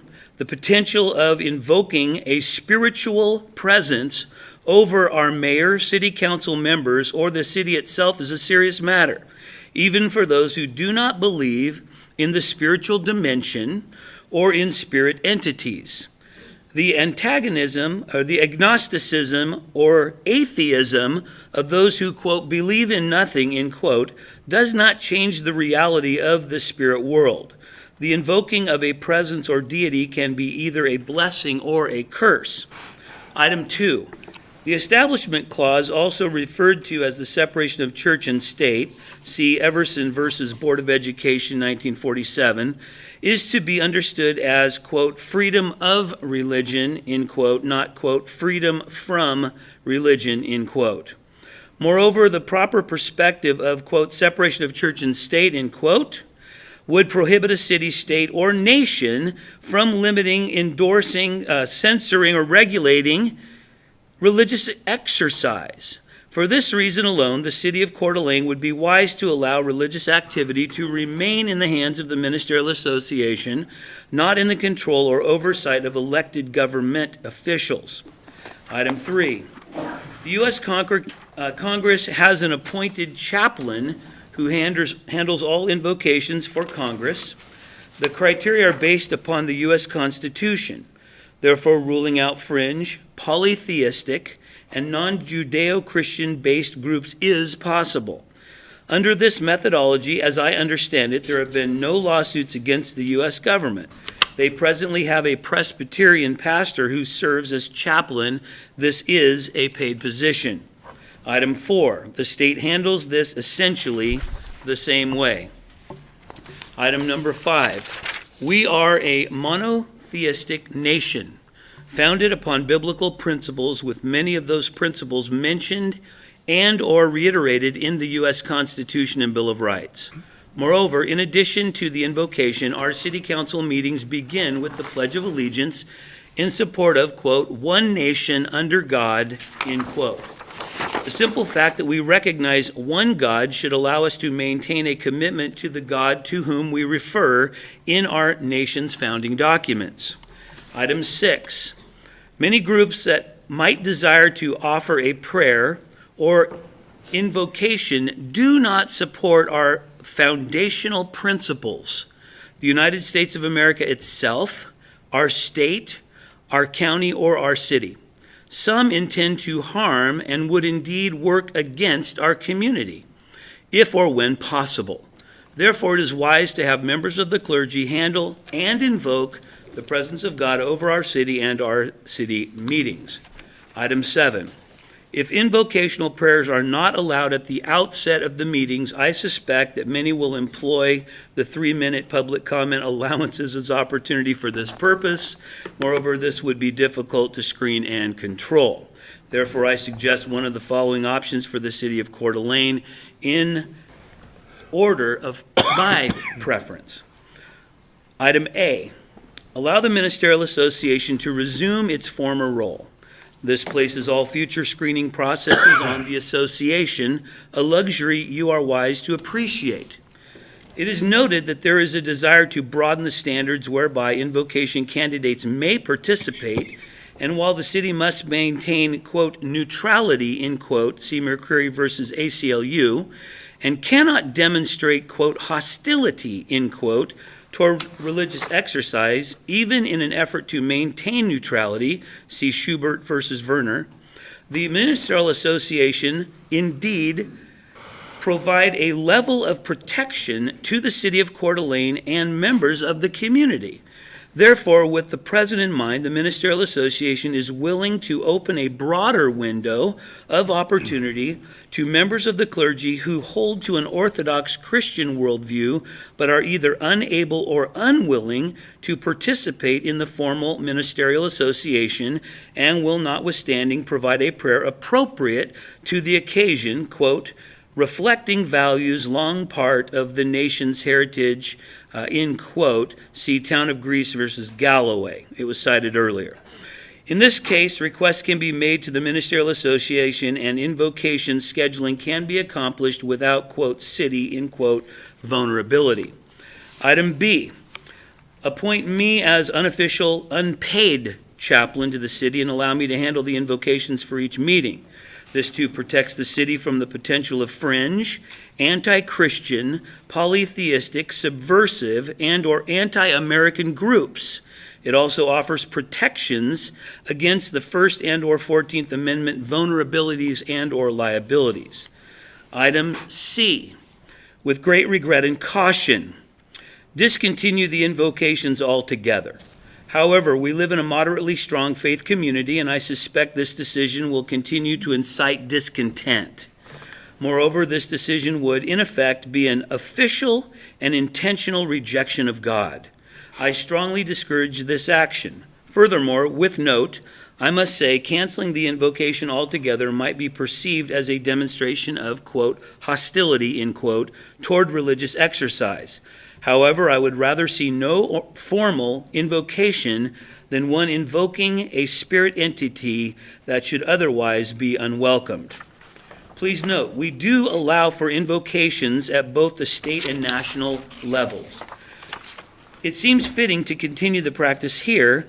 A refusal may be considered an act of hostility toward religion and that the establishment clause forbids as mentioned above. And then finally, item D, allow for city-level control of the invocations. This action will make room for inevitable future lawsuits against the city. I love our community, and I have a pastoral heart for its blessing and protection. I think we all want what is best for our community, and I am working to that end.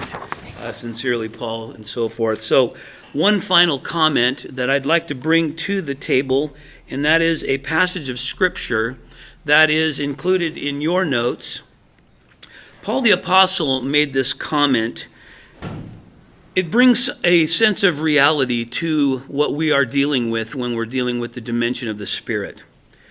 In 2 Corinthians chapter 11, verse 4, Paul the Apostle said these words, "For if he who comes preaches another Jesus, whom we have not preached," this already predetermines in our minds that there is the potential of a false Jesus.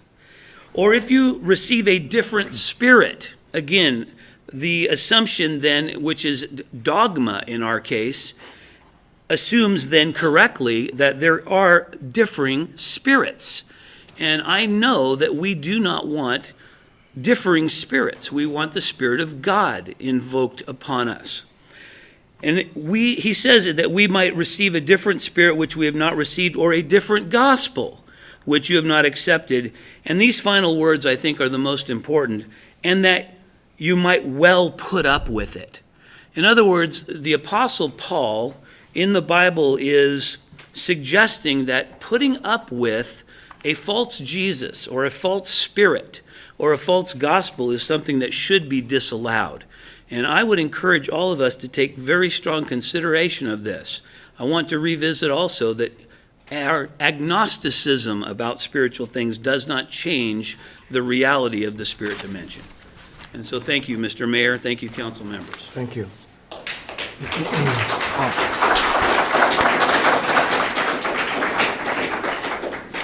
Go ahead.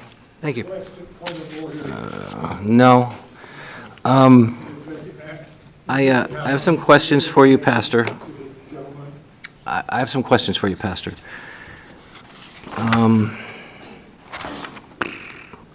So we discussed some of this when I met with you a few weeks back. What I'm hearing from the crowd and from you is that you would prefer Christian invocation. Yes. And we, as a government, are prohibited by the Constitution from discriminating against any religion. Understood. If we had a Muslim mullah come here and give our invocation, what would your thoughts be? I would be terrified for our community. You know, we can't disallow that. You can't. I can. So this is about your control? This is about the ministerial association serving to protect the city. Okay, well, our intention is to provide safety spiritually and legally. I believe that the city of Coeur d'Alene is vulnerable to lawsuits. Now, Mr. Adams informed me earlier that that is why you have insurance. And may I say that we have insurance. I am a resident of Coeur d'Alene. But is that the way we want to spend our money? Is that the kind of battle we want to put our time in? I would suggest that it is far better to allow us to continue the Judeo-Christian worldview that we have enjoyed in this country from the beginning. That's not to suggest that there have not been Muslims in our community, in this country, from the beginning. There have. But these kind of groups have not been what we would look to for the leadership of our country. Our country has been established on the Judeo-Christian ethic and worldview, and I think that should be maintained. Do you understand that while you say that's what you want, we don't have the luxury of discriminating against someone based on their religion? I understand that, yes. So you want it to be Christian. I looked up some statistics in the county as far as church is concerned. The largest church in this county, as far as membership is concerned, are Mormons. Got just over 24% Mormons in this county. That's followed by Catholics at just around 24%. And yet, in the time that I've been on council, I can recall 2 times that we had someone who was a Catholic priest give an invocation, and only once for a Mormon. This is discriminatory against what I would constitute as a majority of the Christians in our county, in our city.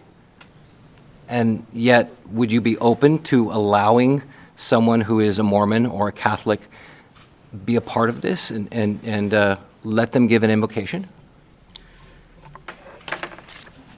I would suggest that we examine the Mormon doctrine and the Roman Catholic doctrine. But that's not, we can't judge on anything like that. You can't, I can. But then what we're doing is we're just passing the buck to you and saying, oh, Thank don't you. blame us, blame this guy. This is exactly what I want for you. I want to be the shield to protect you from needing to be discriminatory. I Do you believe understand that then that's just translating, that's the transitive property, that you're translating a desire, you're saying that it is the desire of council to let you make decisions for us. In other words, for you to be discriminatory where we can't be discriminatory. Doesn't that still open us up to lawsuits? Yes, it could, but it does provide you a layer of protection. Would you be willing to open up your ministerial association to other people, to women? We have never turned anyone away. Okay. You know, the Chaldean Church is a Christian church. They're based in Iraq. Most of them have relocated into this country, just about 2 miles from where I grew up. They pray to Allah because Allah is the Arabic word for God. Are you okay with that? I'm not. Allah has no son, neither is he a father. I'm quoting the Quran. Well, I'm talking about Christians. I'm talking about Islam. Well, no, these are Are we Chaldeans, they're talking Christians. about the same God? This is what Paul the Apostle is warning against. Now, I recognize, Dan, And that's me. it's your job to do that. I understand. It It's is your my do job that. to do You know, that. we can't discriminate. You cannot. I can. Oh my gosh. I'm Mr. sorry, Danoy. Christy, I understand that you are uncomfortable with this. Very. But please understand, my exercise of discrimination, and I do believe that discernment and discrimination is necessary today, is intentional for the protection of our city and its spiritual welfare. See, but in the same vein, I mean, we've been criticized. I've gotten 2 phone calls this week, just 2, but a lot of emails regarding the events that are taking place on June 11th, this Saturday, and both from different sides of the spectrum saying, shut those guys down. But as you heard earlier from our police chief and also from our attorney, we can't discriminate. If someone meets all the requirements and they're going to behave themselves, and we can go ahead and we can allow something to happen. Otherwise, we can get sued. But if we pass off onto you and you are stating right now in a public meeting that you don't want, say, a Muslim or Hindu or anyone else who would not be of your particular, or Mormon, from your particular type of Christianity, what you define as for you, that we can't do that. I understand. And that opens us up to a lawsuit. I understand. So if we can do that, if all of a sudden we did have, say, a Muslim come in and want to do an invitation before the city council, and you said no, we can be sued. Is that something you're okay with? Yes. You're okay with us being sued? Let me ask you a question, Dan. Certainly. If a Muslim intends to harm you if you do not convert to Islam, is that what we want to welcome in our community? Well, what you're talking about is a religious thing, a hypothetical, that if someone's going to It's do not me harm. hypothetical. Dan, have you read the Quran? Yes. Mr. Mayor, can we? Are you point of order? familiar with the fact that they do pronounce upon us the title infidel? And forced conversion to Islam is a part of the agenda and doctrine of the Islamic faith. That is not freedom. Well, I understand that it's as inconsistent as any religious text, but that's not why we're discussing here. We're discussing whether we should allow other people to do an invocation. If we're going to have an invocation, and I have no problem with an invocation. I think it's nice. I think that we can't be discriminatory. I mean, when the traveling rabbis come through town, I think it would be great to have them come and do an invocation for us. I don't have a problem with that, because I don't see that in the same vein that you do.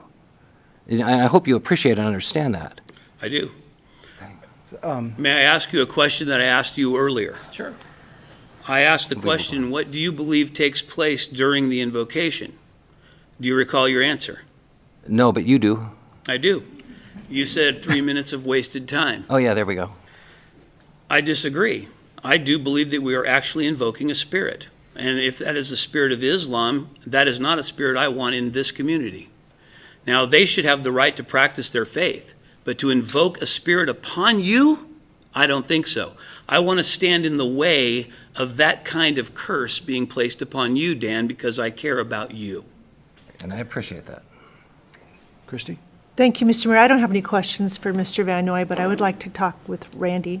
Before he leaves, any other questions? Okay, thank you. Thank you. Christie? Randy, Pastor Van Noy has made a number of points that you have listened to, and you have actually responded in writing to some of the points. I think the role of counsel is always to give great deference to our legal advice. We employ you as our legal advisor, and having someone come in and say, well, I'll take over that discrimination practice for you so that you won't be sued, or even the point of, so what if you get sued? That's just not responsible governance. So I'd like you to respond to some of the comments about Pastor Van Noy believes that if we would just turn it all over to him, that he could do the discrimination for us, and what your thoughts are on that. I think that is legally an incorrect statement. The Supreme Court in the Galloway case stated the First Amendment is not a majority rule, and government may not seek to define permissible categories of religious speech once it invites prayer into the public sphere, which is what an invocation is. Government must permit a prayer giver to address his or her own God or gods as conscience dictates, unfettered by what an administrator or judge considers to be non-sectarian. What that says is that once you decide that invocations are appropriate for this body, and you can decide that they aren't, but once you decide that they are, then you cannot discriminate. You cannot discriminate yourselves. You cannot delegate the task of discriminating to someone else. The law is pretty clear that the city would be responsible for a third party, an agent, discriminating, violating the Constitution if it shows that that represents the practice or policy of the city itself. And by delegating to a third party, knowing what that third party is going to do, if we know it's going to be discriminatory, that is essentially the act of the city. It's not going to insulate the city to turn this decision over to the Ministerial Association. Mr. Mayor, may I follow up? And Randy, could we go over, somehow we got off track here, what actually is on our agenda tonight is a decision on the invocation, whether to continue it or not continue it. Is that correct? That is correct, and the council can also determine if the practice that we currently are following is the way you want to continue it, or if you want to make modifications to it, or you want to send it back to staff for further discussion. But yes, it's basically the invocation and how you want it to be run. And there hasn't been discussion of, I mean, it's just not even part of the discussion to turn it over to the Ministerial Association. That decision was made, my understanding, within about 6 months ago. City staff, my understanding, has opened it up through a format to allow anybody who wants to give an invocation to sign up. I still would like to suggest to council that's probably not been the best way to handle that. I'd like to look at a lottery system. And I'd like some feedback on that, because I think that's something we should do immediately. But I guess, first of all, I believe Paul Van Noy when he says that he wants to pray for us and have good spirits over us. But a lot of people do. And a lot of people want to pray in their own way. And we cannot have one person determining what's going to be appropriate and what's not going to be appropriate, not in government. Doesn't work that way. So I'm going to have to set aside Mr. Van Noy's offer to regulate for us. And I'd like to focus entirely on the invocation itself. Dan? And I don't have any questions for you if you want to be comfortable. Maybe somebody else will bring it, but I definitely have some thoughts. I mean, this is a very important subject, topic, and I find on one hand, it is very interesting to me. It is actually something I feel like it's part of my lane. We hear a lot, we deal with a whole lot of things on the council. You know, I'm not a economist trained bookkeeper, I'm not a hydrologist, and yet, you know, planning and zoning official, and yet we deal with a whole lot of that stuff. Some folks are just plain uncomfortable talking about, you know, the religious, spiritual aspects of our life and our society. I'm not, actually. I grew up here right in town, you know, in Lutheran church, and have done different things. I'm very comfortable in that, in this lane. Way back when my wife and I were, you know, basically you'd call us local missionaries to a non-denominational Christian organization, a nonprofit started here in town, the first chapter of Youth for Christ, which has campus life, and I think they, you know, some other counseling things that have maybe still exist. So, and in my different church capacities, you know, have done a lot of things, had some church leadership. One of the things that why I was concerned about, you know, I'd like to see us look at something different. One of the things, just kind of a practical thing, is there were a number of times when we had somebody signed up, I mean, on our agenda, here's a hole for, I mean, a spot, somebody's going to come and give us an invocation, and we had no-shows, a number of no-shows. Now, I think that's kind of embarrassing to people online. It's uncomfortable for us. Frankly, I would have been more, I wish they would have one of us. I would have been happy, I still would. You know, if we need a, on the, you know, last minute sub, I'd be very comfortable with that. I also find it just incredibly interesting in other things that here in our city government meeting that we're talking, I mean, we're trying to skewer the fine points of theological interpretations of things and scriptures, and boy, I don't, you know, much as I love my faith and I believe in my government, I don't think that's really our role to get into that. I do think we should continue the practice of beginning the meetings with a respectful interlude, you know, invocation, you know, some have said moment of silence. I'd rather probably have it led, but I've been for a long time, actually for 25 plus years with a licensed professional counselor. I'm just working on renewing my license, and I've been doing a lot of training, online training about, you know, mindfulness and different things. And I appreciate, like tonight, when we had our invocation, there was a whole lot of hubbub going on and everything, and then at a point, the room becomes quiet, and we have a focus on, okay, let's pay attention, let's do what's best for our city. I appreciate some good thoughts about the people involved, and so that's something I think has value, whether you're religious or not, to just kind of bring the focus. And so I definitely think we should keep something going. I don't think we should have a chaplain. I think the present system, you know, we put it in place, let people volunteer. I think we filled up a calendar, and then that is something we ought to take a look at going forward. Maybe a lottery system or something might be appropriate. I will say I have had more than one different people from faith community have talked to me with their concerns about the way it's been handled by one group, and even among, you know, people of the Christian faith, frankly, there's disagreements about what is the Christian faith, who's in it, and again, egads, that's not places for city council to be getting. It's tough enough for us to deal with what we're supposed to. So that's my thoughts, but I think we ought to keep something going. Thank you.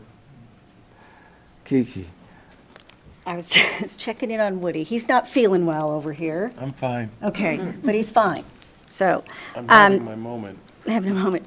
I just wanted to make a couple comments.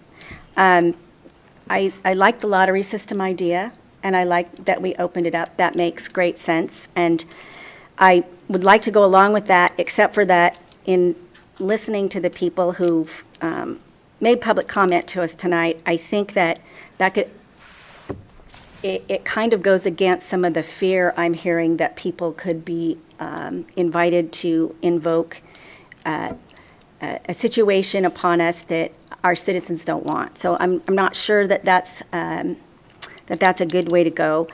I wanted to say that I appreciated, I think, the retired Lutheran pastor who had said the Latin phrase about God's already here, God's present, whether we invite him or whether we don't. And I think that my understanding and my education has been that God hears our prayers no matter where or how or when we pray. And so I'm going to make a recommendation, or I'm going to make this in the form of a motion, that our mayor invite the citizens of Coeur d'Alene, along with council and staff, to join us at the beginning of every meeting in a moment of silence as we ask for wisdom and guidance in the decisions and the discussions that are before us. And if you would go along with that, that would be my motion to put forward. So a moment of silence versus the prayer. That's my motion. Well, I'll second it for discussion. I don't have any discussion, I just second it so you could all have discussion. I think this is a toughie, and I really appreciate that, how many people came here and what they've talked about and the legalities and where we're at with that. And so I know that I appreciate having a time to say my own prayer, listen to what I need to do to center myself and get guidance. So that's what I want to be able to do. Yes. Mr. Mayor, boy, this is a toughie, as Kiki worded it, but this is what I firmly believe, that we are a community of love, compassion, and inclusion, where all of our citizens, everyone, has a right to feel comfortable in their home with their beliefs. I firmly believe that we have absolutely no place in this community for any form of discrimination. That's it. That's. Okay. Council, you have a motion before you. And we have talked about legalities tonight. Beyond that, I'd like you also to think about just what is the right thing to do. I think that matters more even than the legalities. So right now, the motion before you is to limit that invocation moment of prayer to a moment of silence instead of an actual verbalized prayer. Yes. Oh, so I just want to say I would oppose that motion. Well, let me finish Okay. talking first then. Didn't know you were done. I was still talking. You need a light. I think I was at home. I can visit you. These are Go recorded. ahead, Dan. I don't Now know that I've what interrupted else you I was going to say. And derailed you. Yeah, I'm not good with a moment of silence. I think we need to keep the invocations. And I think, I did, and that was a joke. You know that was a joke. That I said it was 3 minutes of waste. I think the moment of silence would be 3 even more wasted minutes. If we're gonna do it, let's do it. I think there's a lot of people out there who want it. But I will save my comments depending on whether this passes or fails. Dan? Just a Quickly.